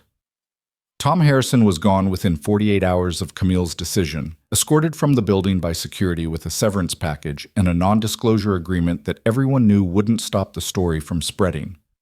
His departure sent a message that reverberated through every department. Performance alone wouldn't protect you if you destroyed the people around you. Within a week, 3 other managers quietly resigned before they could be investigated. Within 2 weeks, finance had promoted 2 internal candidates who'd been passed over repeatedly despite their qualifications. Both women, both known for developing talent instead of crushing it. The facility's budget equalization happened even faster. Ryan walked through the building on a Friday afternoon and found cleaning crews installing new soap dispensers on the 8th floor, the kind that actually worked instead of the cheap ones that jammed constantly. Maria Santos was supervising the installation, and when she saw Ryan, her eyes filled with tears. 23 years I've worked in buildings like this, she said, her voice thick with emotion. 23 years being told that some people deserve soft towels and some people don't. And in 1 week, you changed it. You actually changed it. Ryan felt his throat tighten. It shouldn't have taken this long. I'm sorry it did. Don't apologize, Maria said fiercely. Just don't let them go back to how it was. Promise me. I promise, Ryan said, and meant it with everything he had.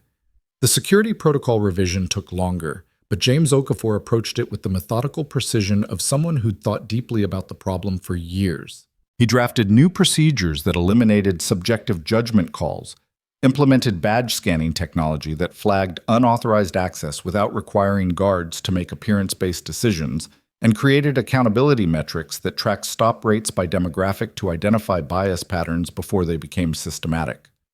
When he presented the new protocols to Camille, she approved them immediately and allocated budget for the technology upgrades. This is what it looks like when you give expertise to people who actually understand the problem, James told Ryan over coffee in the lobby where he used to enforce biased policies. I've been trying to fix this for 7 years. Nobody listened until you gave me the authority to actually implement solutions. The customer service tier system's elimination created immediate chaos, then rapid improvement. Alicia's team spent a frantic week redesigning workflows to prioritize by urgency rather than account value, training staff on the new protocols, and personally calling clients who'd been abandoned by the old system.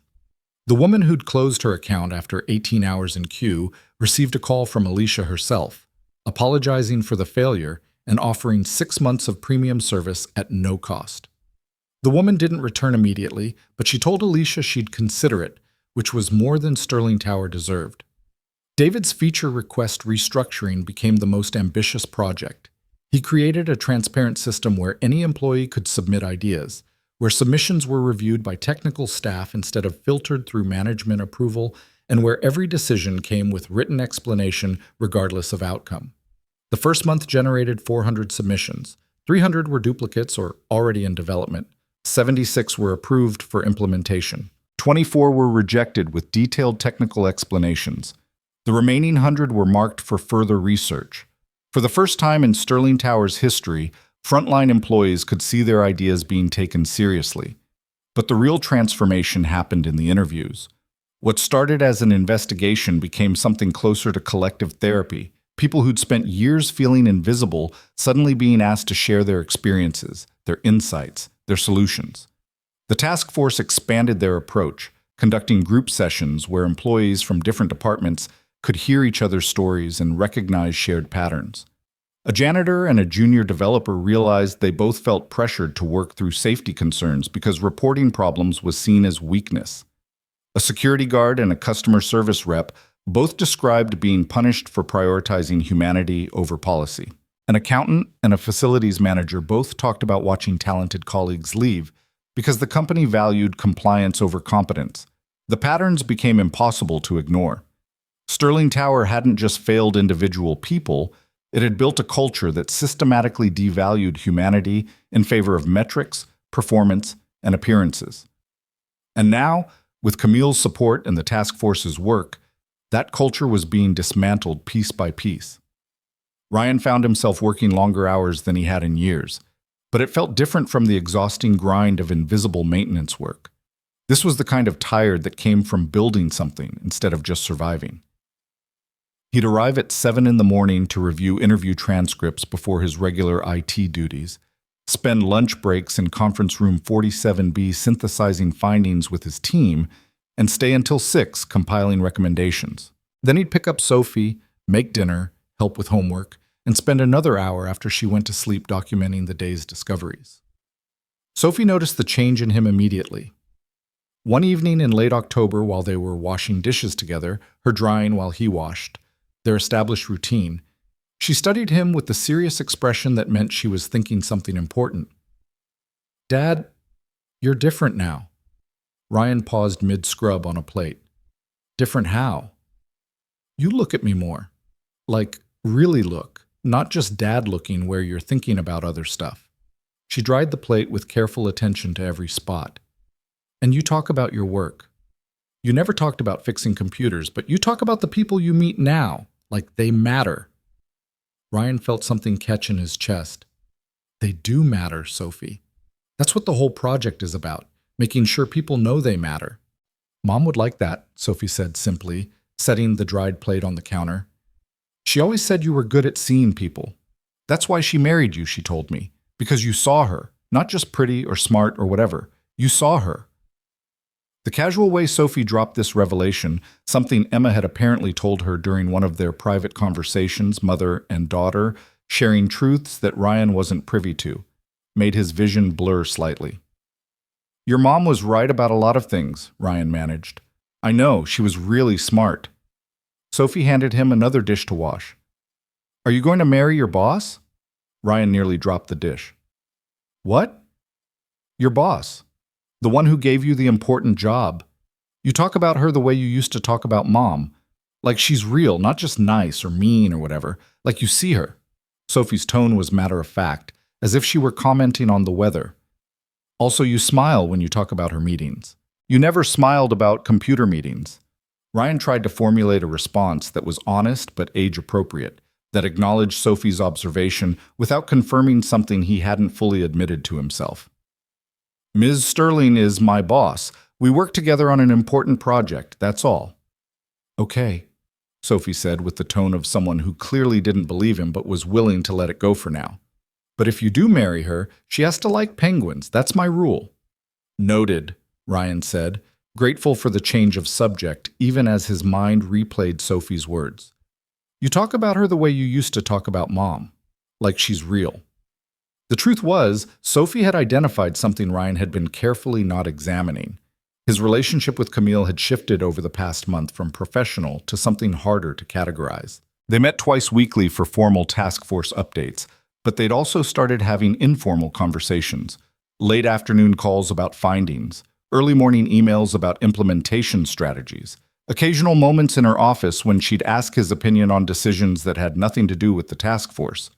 She'd started doing something strange, asking about Sophie.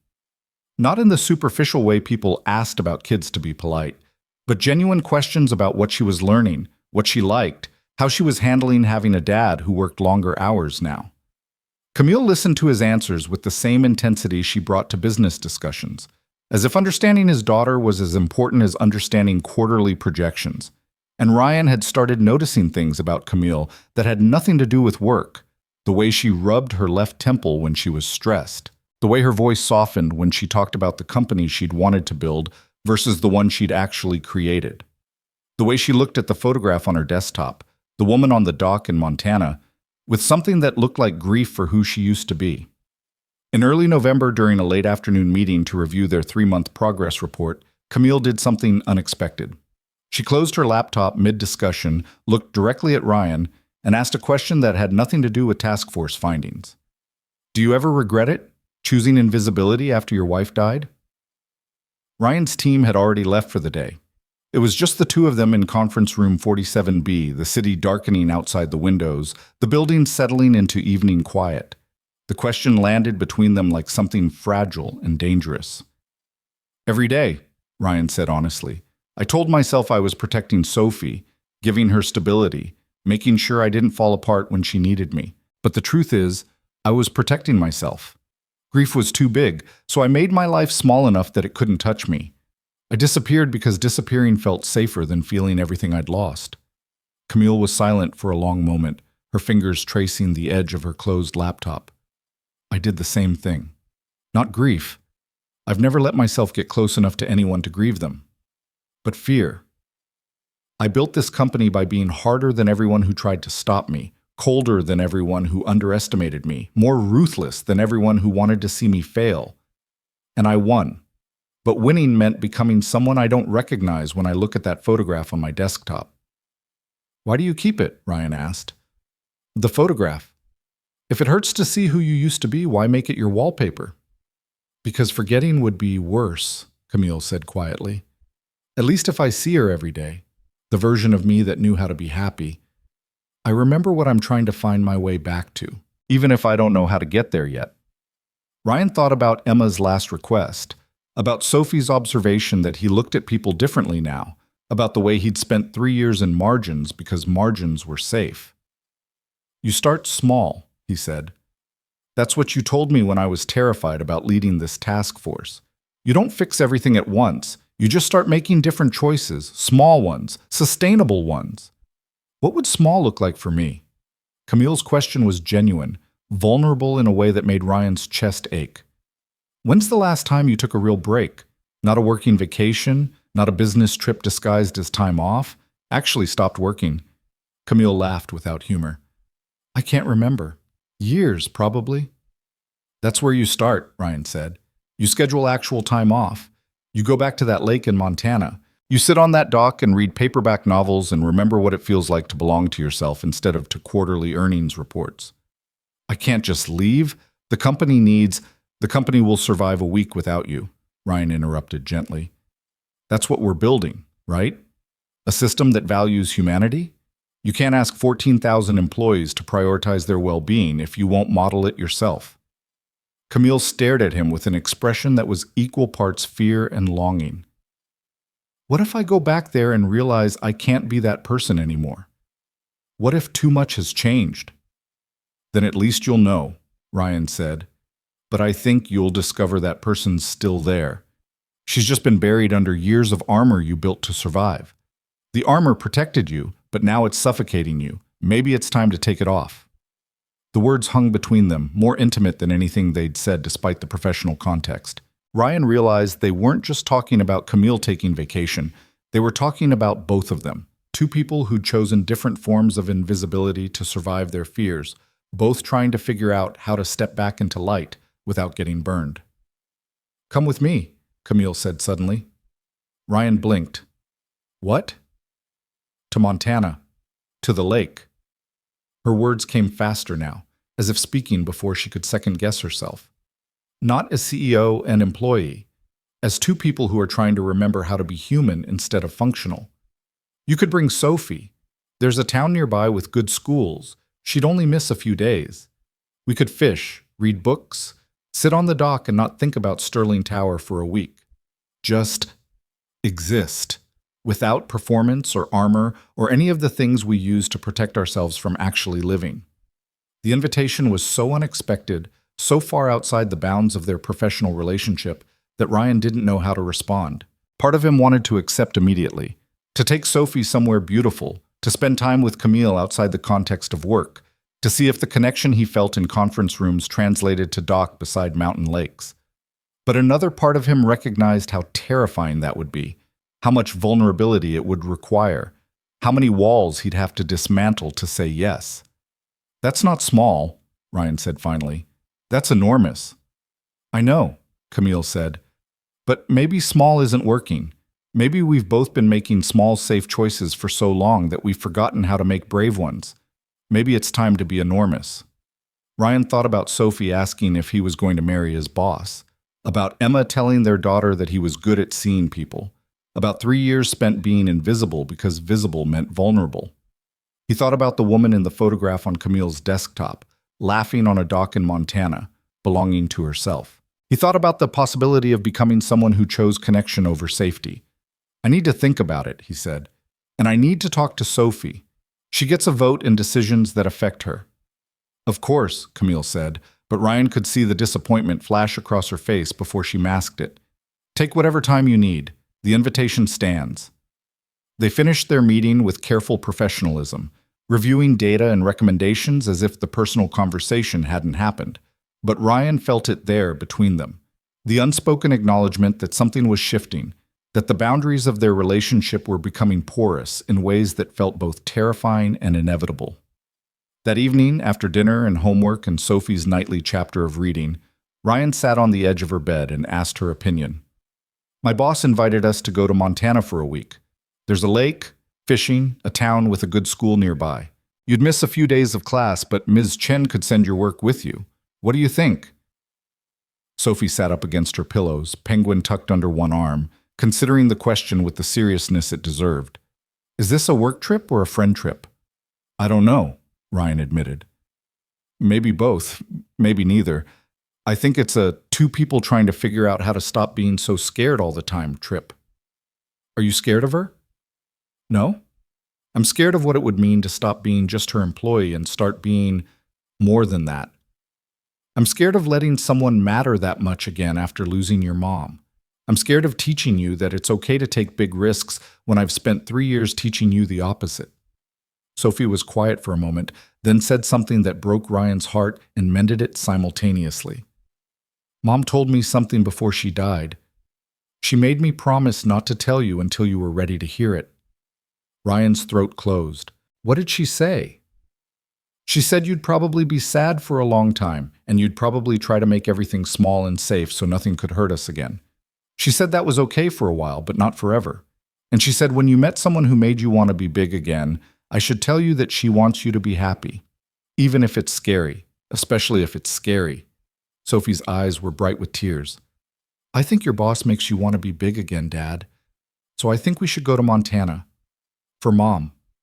Ryan pulled Sophie into a hug, feeling tears slide down his own face, feeling the weight of Emma's wisdom reaching across 2 years to give him permission to live again. His wife had known him well enough to predict exactly how he'd respond to losing her, and she'd left him a message through their daughter. A message that said grief was allowed, but disappearing forever wasn't. Okay, Ryan whispered into Sophie's hair. We'll go to Montana. The next morning, Ryan arrived at work early and went straight to Camille's office. She was already there, of course, probably had been since dawn, dressed impeccably and reviewing something on her tablet with the fierce concentration she brought to everything.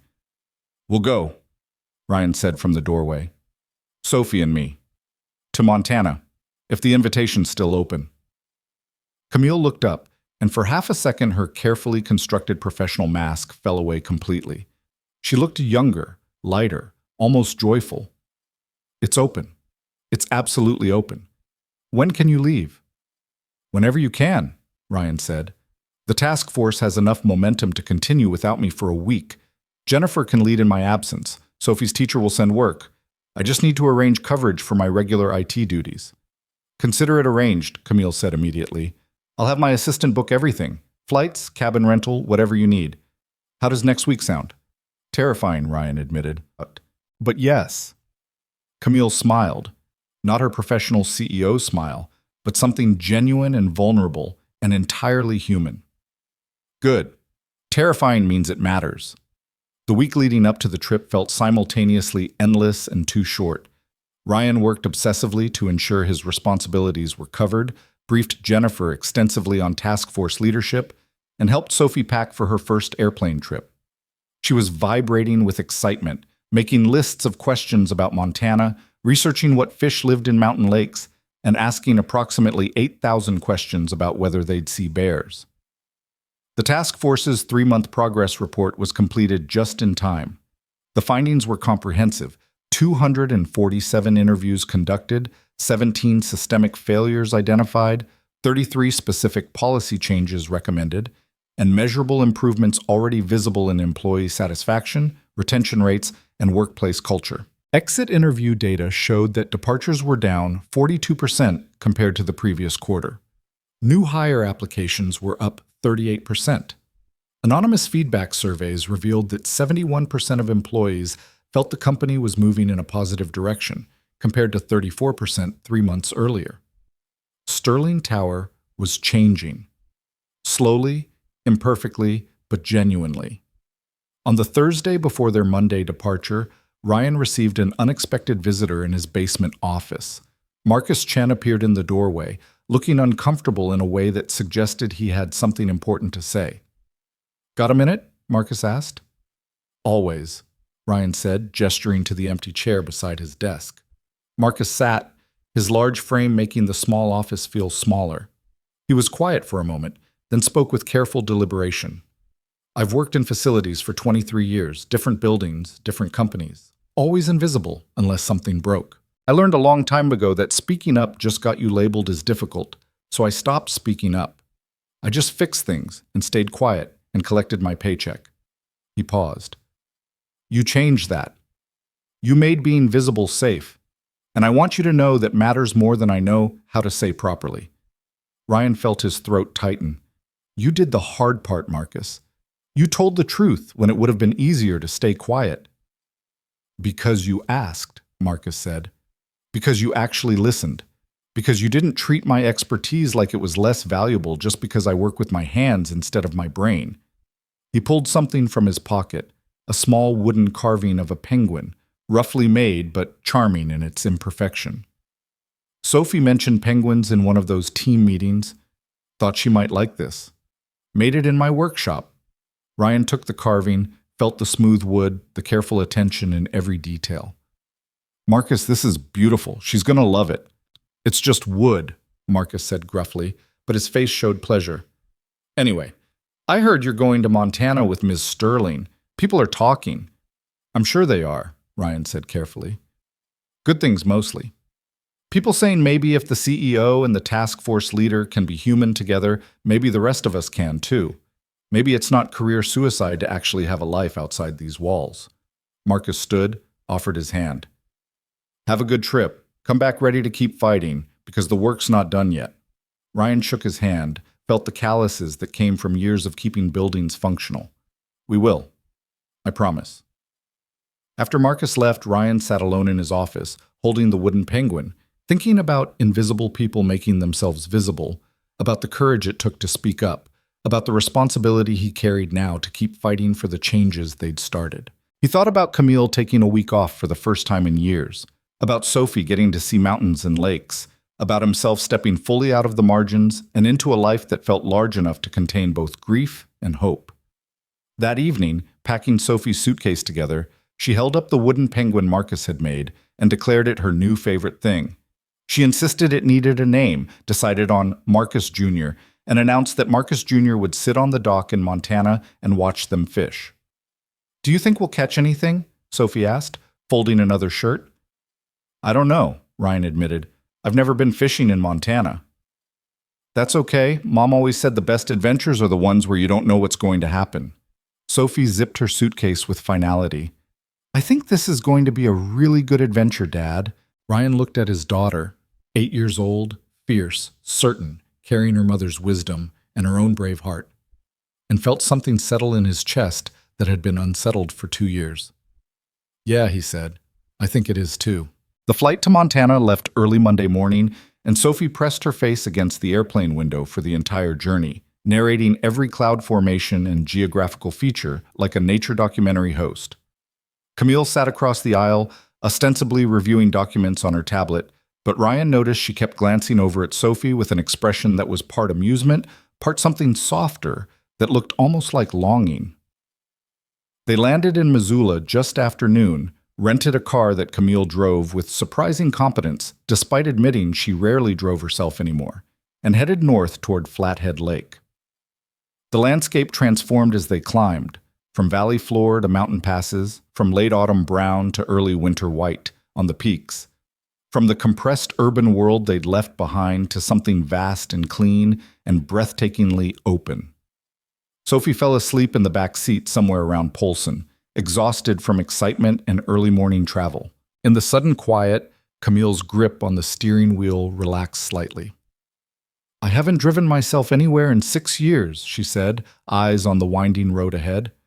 I forgot how much I like it, the control, the solitude, the fact that nobody's scheduling my next 5 minutes.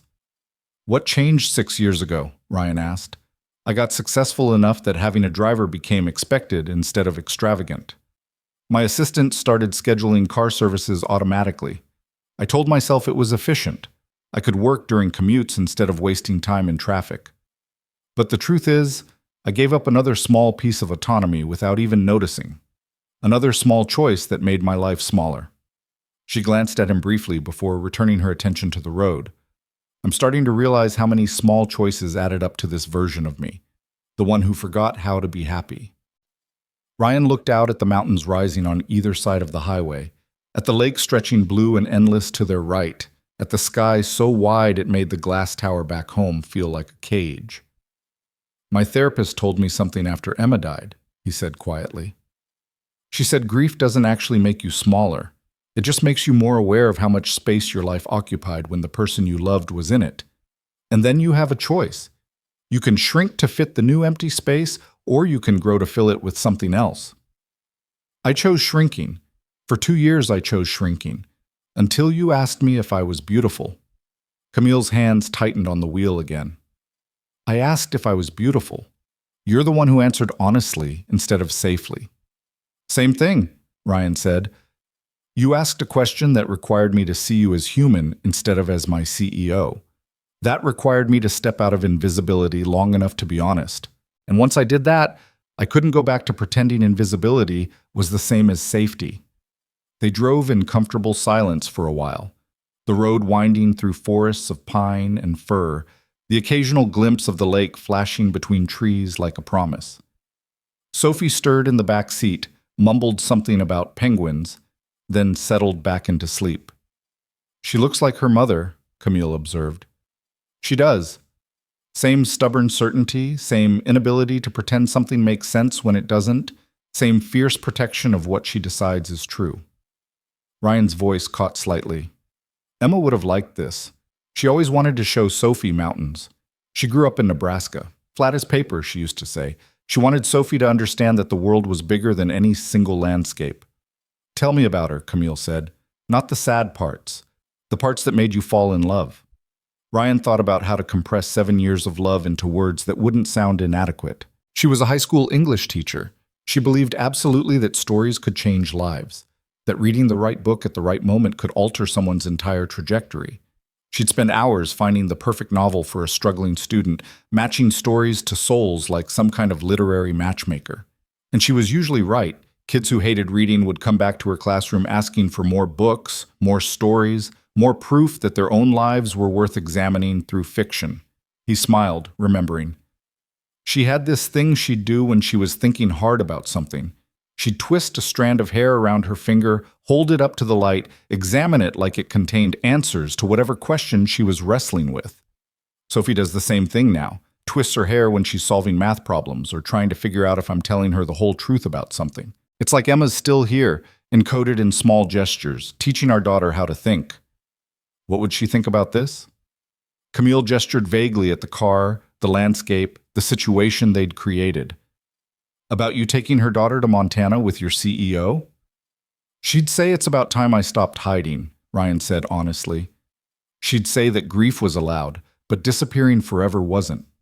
That Sophie needed a father who remembered how to live, not just survive. And she'd say, he paused, feeling the weight of Emma's message through Sophie.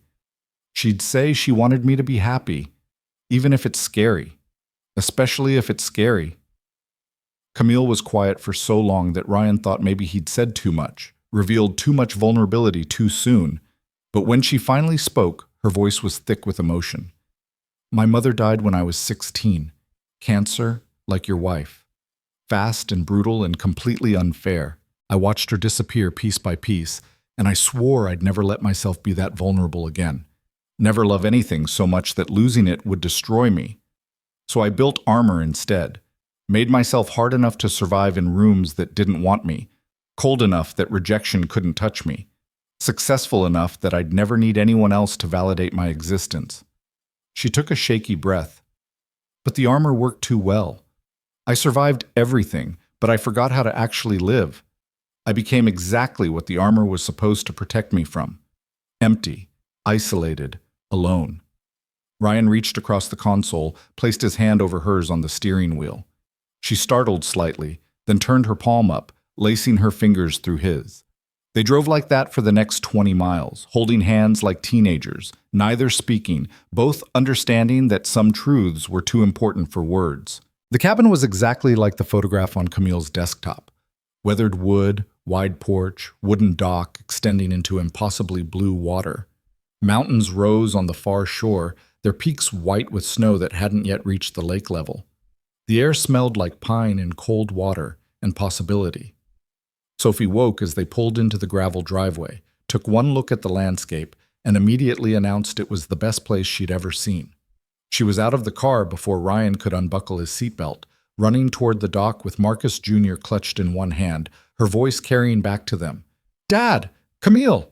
There are ducks! Real, actual ducks! Camille laughed, a real laugh, unguarded and surprised by its own existence. She called me Camille, not Ms. Sterling. Is that okay? Ryan asked. I can tell her to be more formal if... No, Camille interrupted, still watching Sophie investigate the dock. It's perfect. I haven't been just Camille in so long, I'd almost forgotten that's who I am, underneath the titles. They unloaded the car together, carrying suitcases into the cabin that was smaller than Camille's office, but somehow more substantial. 2 bedrooms, a main room with a fireplace, a kitchen that was clearly functional rather than decorative, and windows that framed the lake like living art. Someone had stocked the refrigerator with basics: milk, eggs, bread, coffee that looked expensive. Camille's assistant's work, probably. Sophie gets the bedroom with the window seat, Camille said immediately. I'll take the smaller one. You're the one who arranged this, Ryan protested. You should get the better room. I'm the one who hasn't slept well in 4 years, Camille countered. Room quality won't change that. But giving an 8-year-old a window seat overlooking a mountain lake might create a memory she'll carry her whole life. That matters more. But Ryan looked at her. This woman who ran an $11 billion company, who'd built her reputation on being ruthless and strategic, who was currently arguing about bedroom assignments because she cared about his daughter's memories, and felt something shift permanently in his chest. They spent the first evening learning the cabin's rhythms.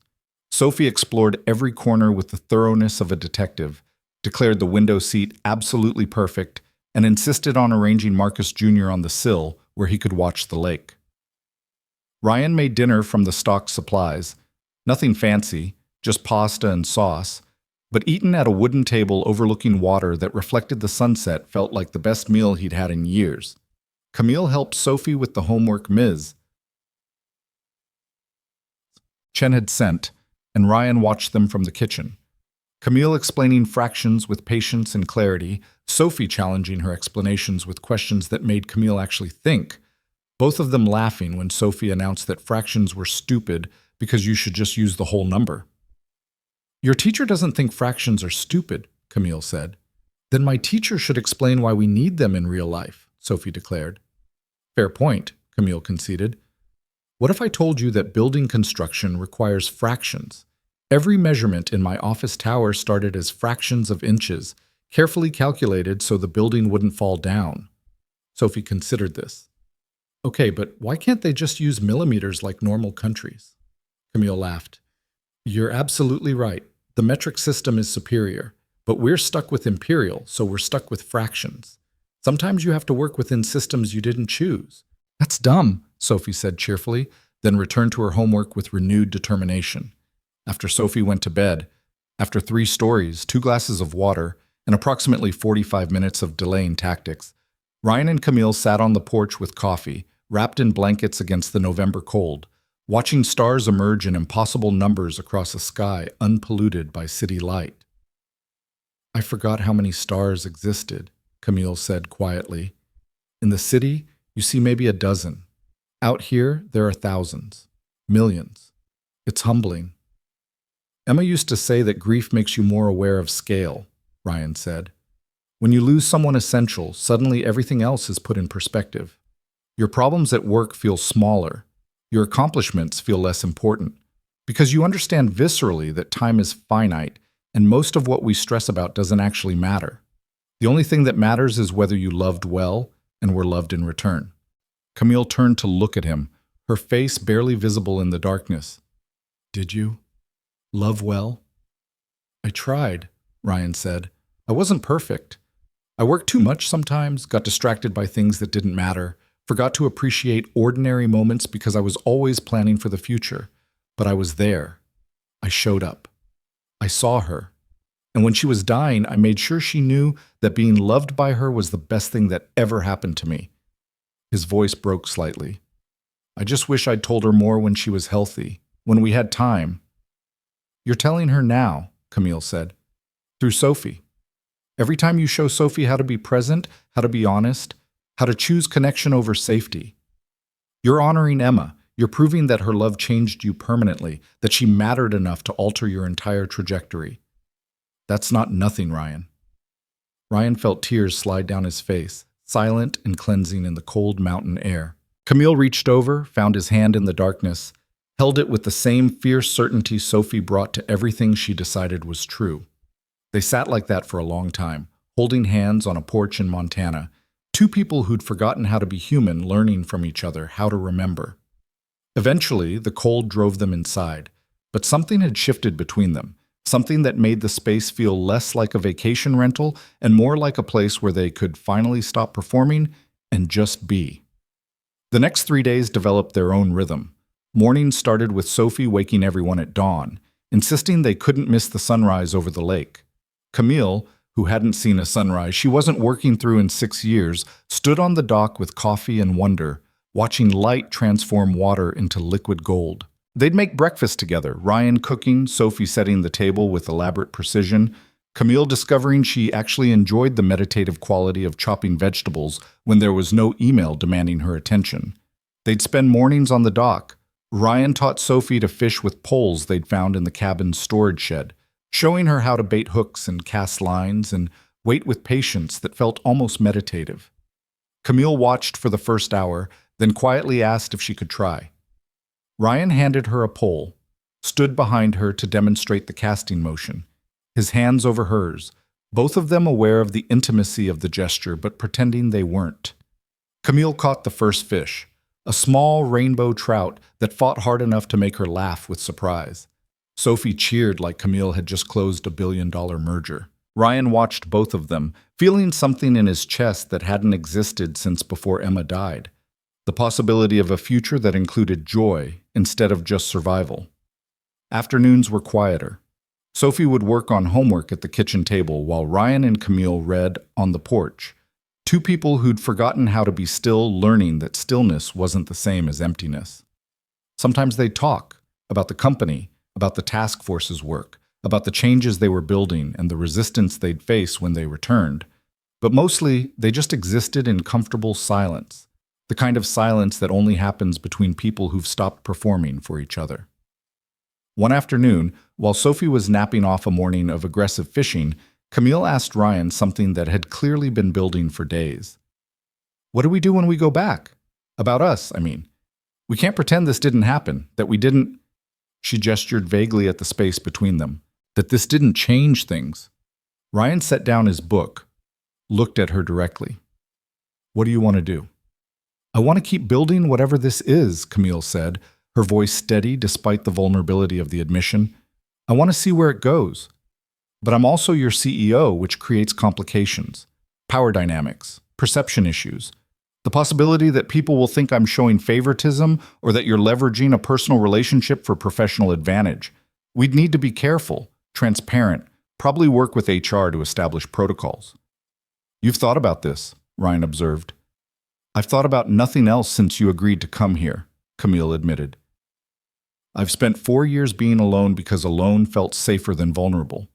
But you've taught me that safety isn't the same as living, and I'd rather risk the complications than go back to that dock photograph being my only reminder of what happiness looked like."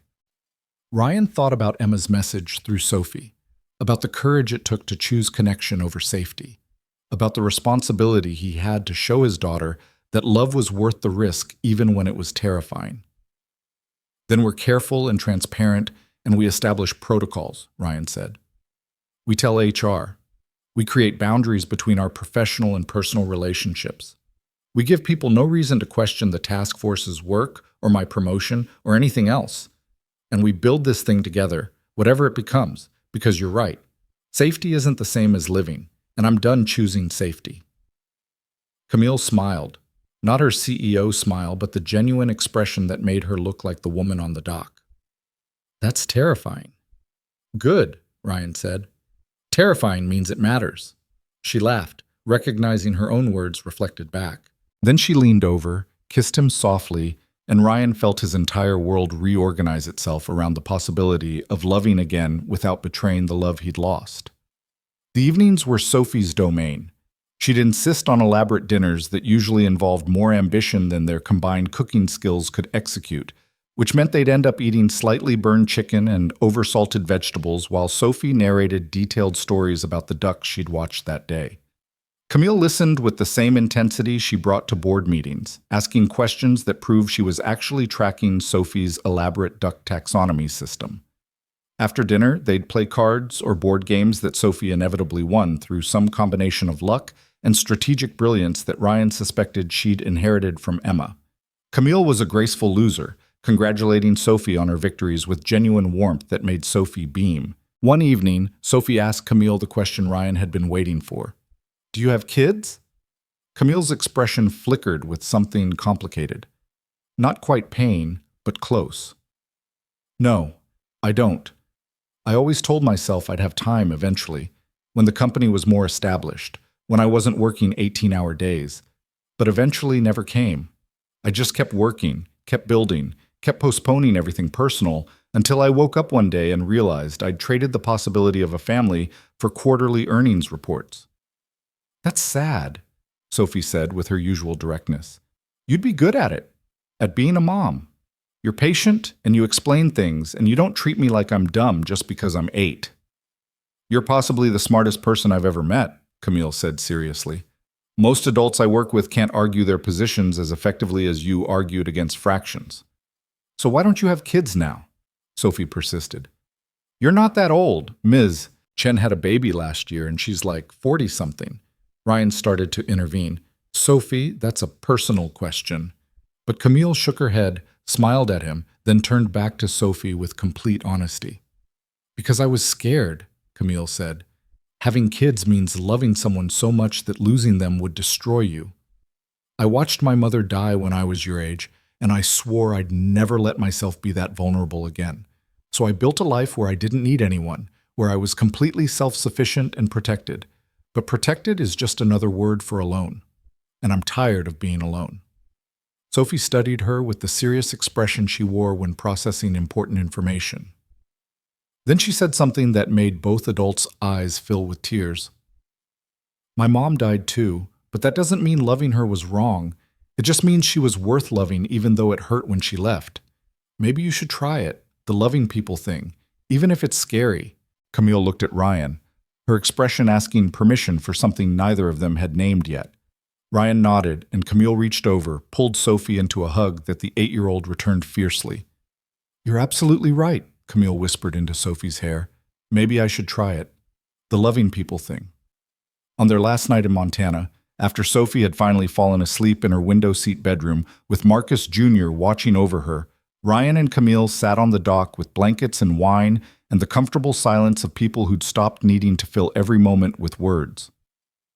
"I don't want to go back," Camille said eventually.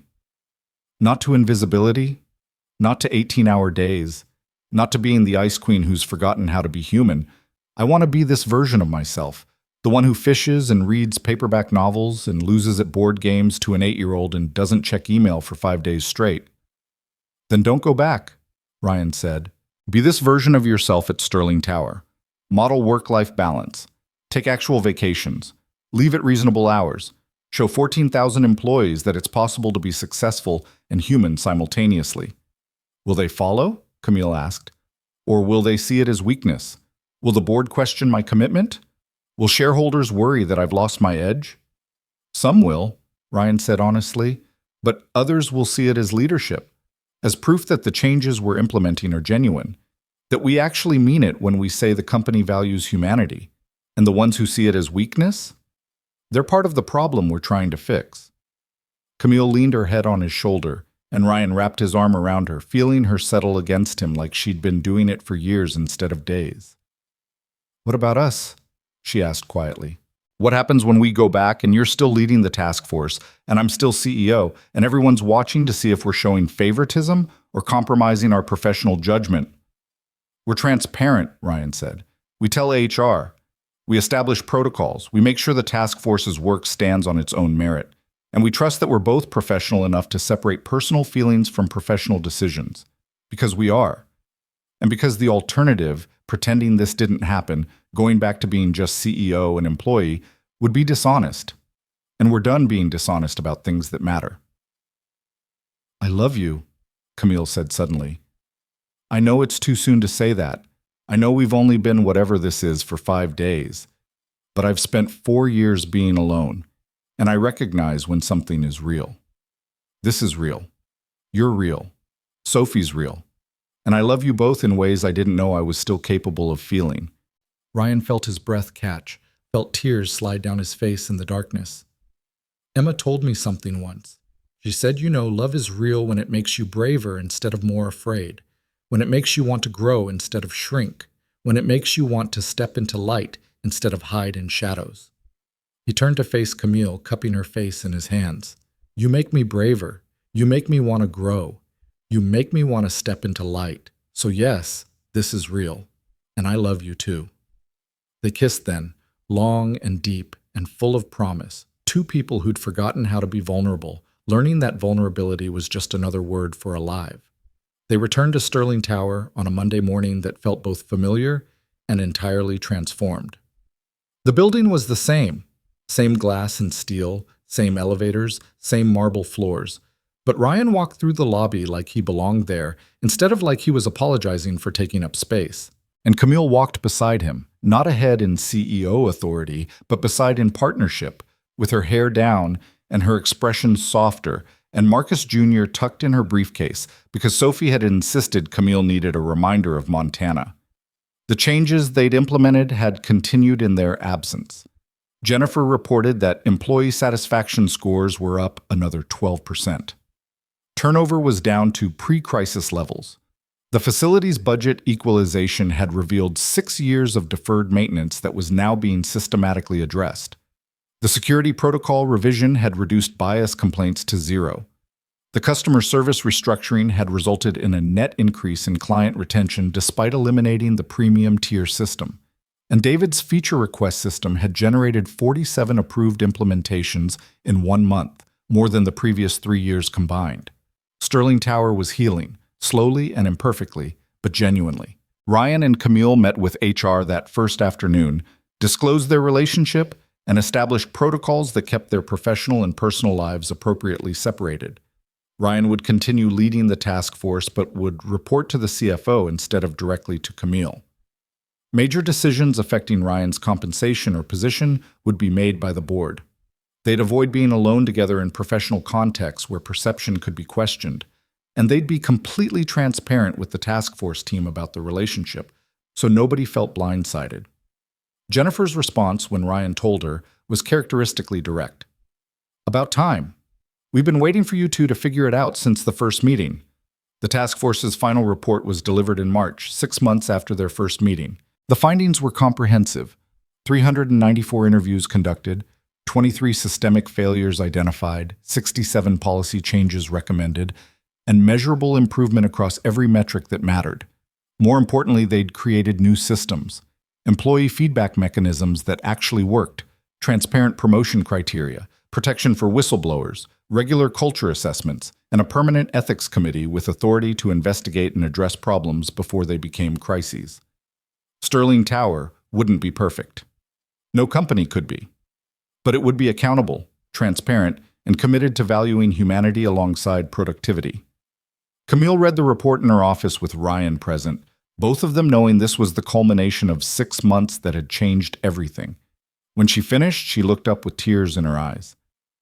"Thank you," she said, "for seeing what I couldn't see, for having the courage to tell me uncomfortable truths, for believing that change was possible even when the system seemed designed to prevent it, for helping me find my way back to that dock in Montana."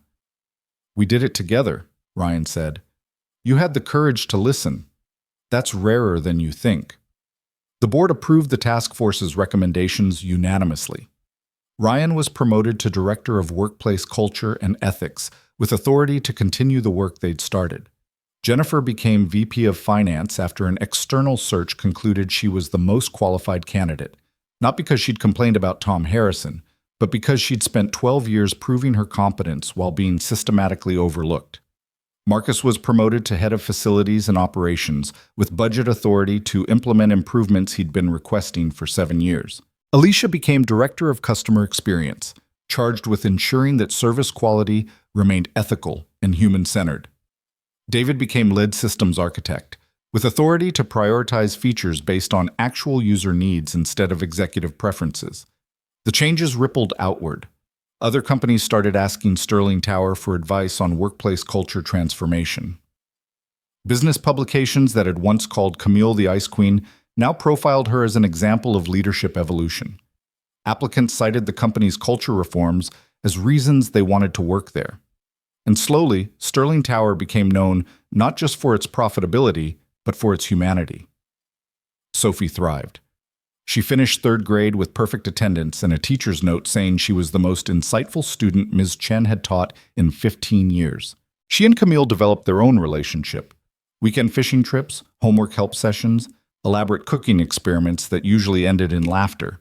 Camille learned to braid hair, to appreciate animated movies about talking animals, and to understand that loving an 8-year-old meant showing up consistently, listening carefully, and being honest even when it was easier to be convenient. Ryan learned that loving again didn't erase the love he'd had before. Emma would always be Sophie's mother, always be the person who'd taught him how to see people instead of just looking at them, always be the foundation of who he'd become. But Camille was his present and future, the person who'd pulled him out of invisibility, who'd shown him that stepping into light was worth the risk of being seen. In June, 1 year after Ryan had first been summoned to the 63rd floor to fix a crashed computer, Camille returned to Montana. This time for 2 weeks instead of 1. This time with Ryan and Sophie as family, instead of as uncertain possibilities. They stayed in the same cabin, sat on the same dock, and watched Sophie catch fish with the fierce determination she brought to everything. On the last evening, after Sophie was asleep, Ryan and Camille sat on the porch with wine and stars, and the comfortable silence of people who'd learned they didn't need words to communicate everything that mattered. "I'm happy," Camille said, and her voice held wonder at the simple truth of it. Actually happy. Not performing happiness for cameras, or managing image, or pretending I have it all together. Just happy. Sitting on a porch in Montana with the man I love and the daughter I'm learning to love, doing absolutely nothing productive, and feeling like this is exactly where I'm supposed to be. Emma would say that's what success actually looks like, Ryan said. Not quarterly earnings or magazine covers or being feared and respected. Just being exactly where you're supposed to be with people who see you and love you anyway. She was right, Camille said. About everything, apparently. They sat in comfortable silence for a while. Then Camille said something that made Ryan's heart stop and restart. "I went to see a doctor last month, about fertility options. I'm not too old, but I'm not getting younger either. And I thought, if we're going to do this, if we're going to build a family together, maybe we should actually build it. Not just inherit pieces of each other's past, but create something new, together." Ryan turned to look at her, seeing the vulnerability in her expression, the hope and fear mixed in equal measure. "Are you asking what I think you're asking?" "I'm asking if you'd want more children," Camille said carefully. "If you'd want to build that future with me. I know it's complicated. Sophie would have to adjust to a sibling, we'd have to figure out logistics, and there's no guarantee it would even work at my age. But I've spent 4 years avoiding vulnerability, and I'm done. I want this. I want you. I want Sophie. And I want the possibility of a family that's ours, built together, chosen, instead of just inherited." Ryan felt tears slide down his face again, but this time they were entirely joyful.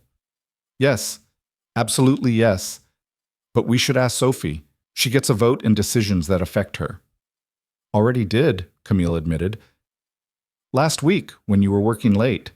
I asked her how she'd feel about maybe having a little brother or sister someday. She said she'd allow it, but only if the baby likes penguins and knows that she's still the boss of homework help." Ryan laughed through his tears. "That's perfect. She's perfect. You're perfect. All of this is perfect." "Not perfect," Camille corrected gently. "Real. Perfect is performance. This is real, messy and complicated and sometimes terrifying, but real. And real is so much better than perfect ever was." They kissed then, long and deep and full of promise. Two people who'd forgotten how to live, learning that life was just a series of choices, between safety and significance, between armor and vulnerability, between disappearing and being seen. And they'd chosen to be seen, together, building a future that honored their past while reaching towards something entirely new. The next morning, standing on the dock with Sophie while she taught Marcus Jr. the proper way to fish, which involved elaborate explanations about patience and respect for aquatic life, Ryan looked at Camille and saw both versions of her simultaneously. The powerful CEO who'd built an empire, and the woman in faded jeans with wind-tangled hair who knew how to be happy. Both real. Both true. Both exactly who she was supposed to be. "Dad?" Sophie's voice interrupted his thoughts. "Camille says we're going to come back here every summer. Is that true?" "Yes," Ryan said, looking at Camille and seeing his future reflected in her smile. "That's true. This is our place now, where we remember how to be human instead of just functional." "Good," Sophie declared with her usual certainty, "because Marcus Jr. likes it here, and he'd be very disappointed if we didn't visit regularly." They spent the last few hours of their vacation exactly as they'd spent the first, on the dock, fishing, existing in the simple present tense of being exactly where they were supposed to be.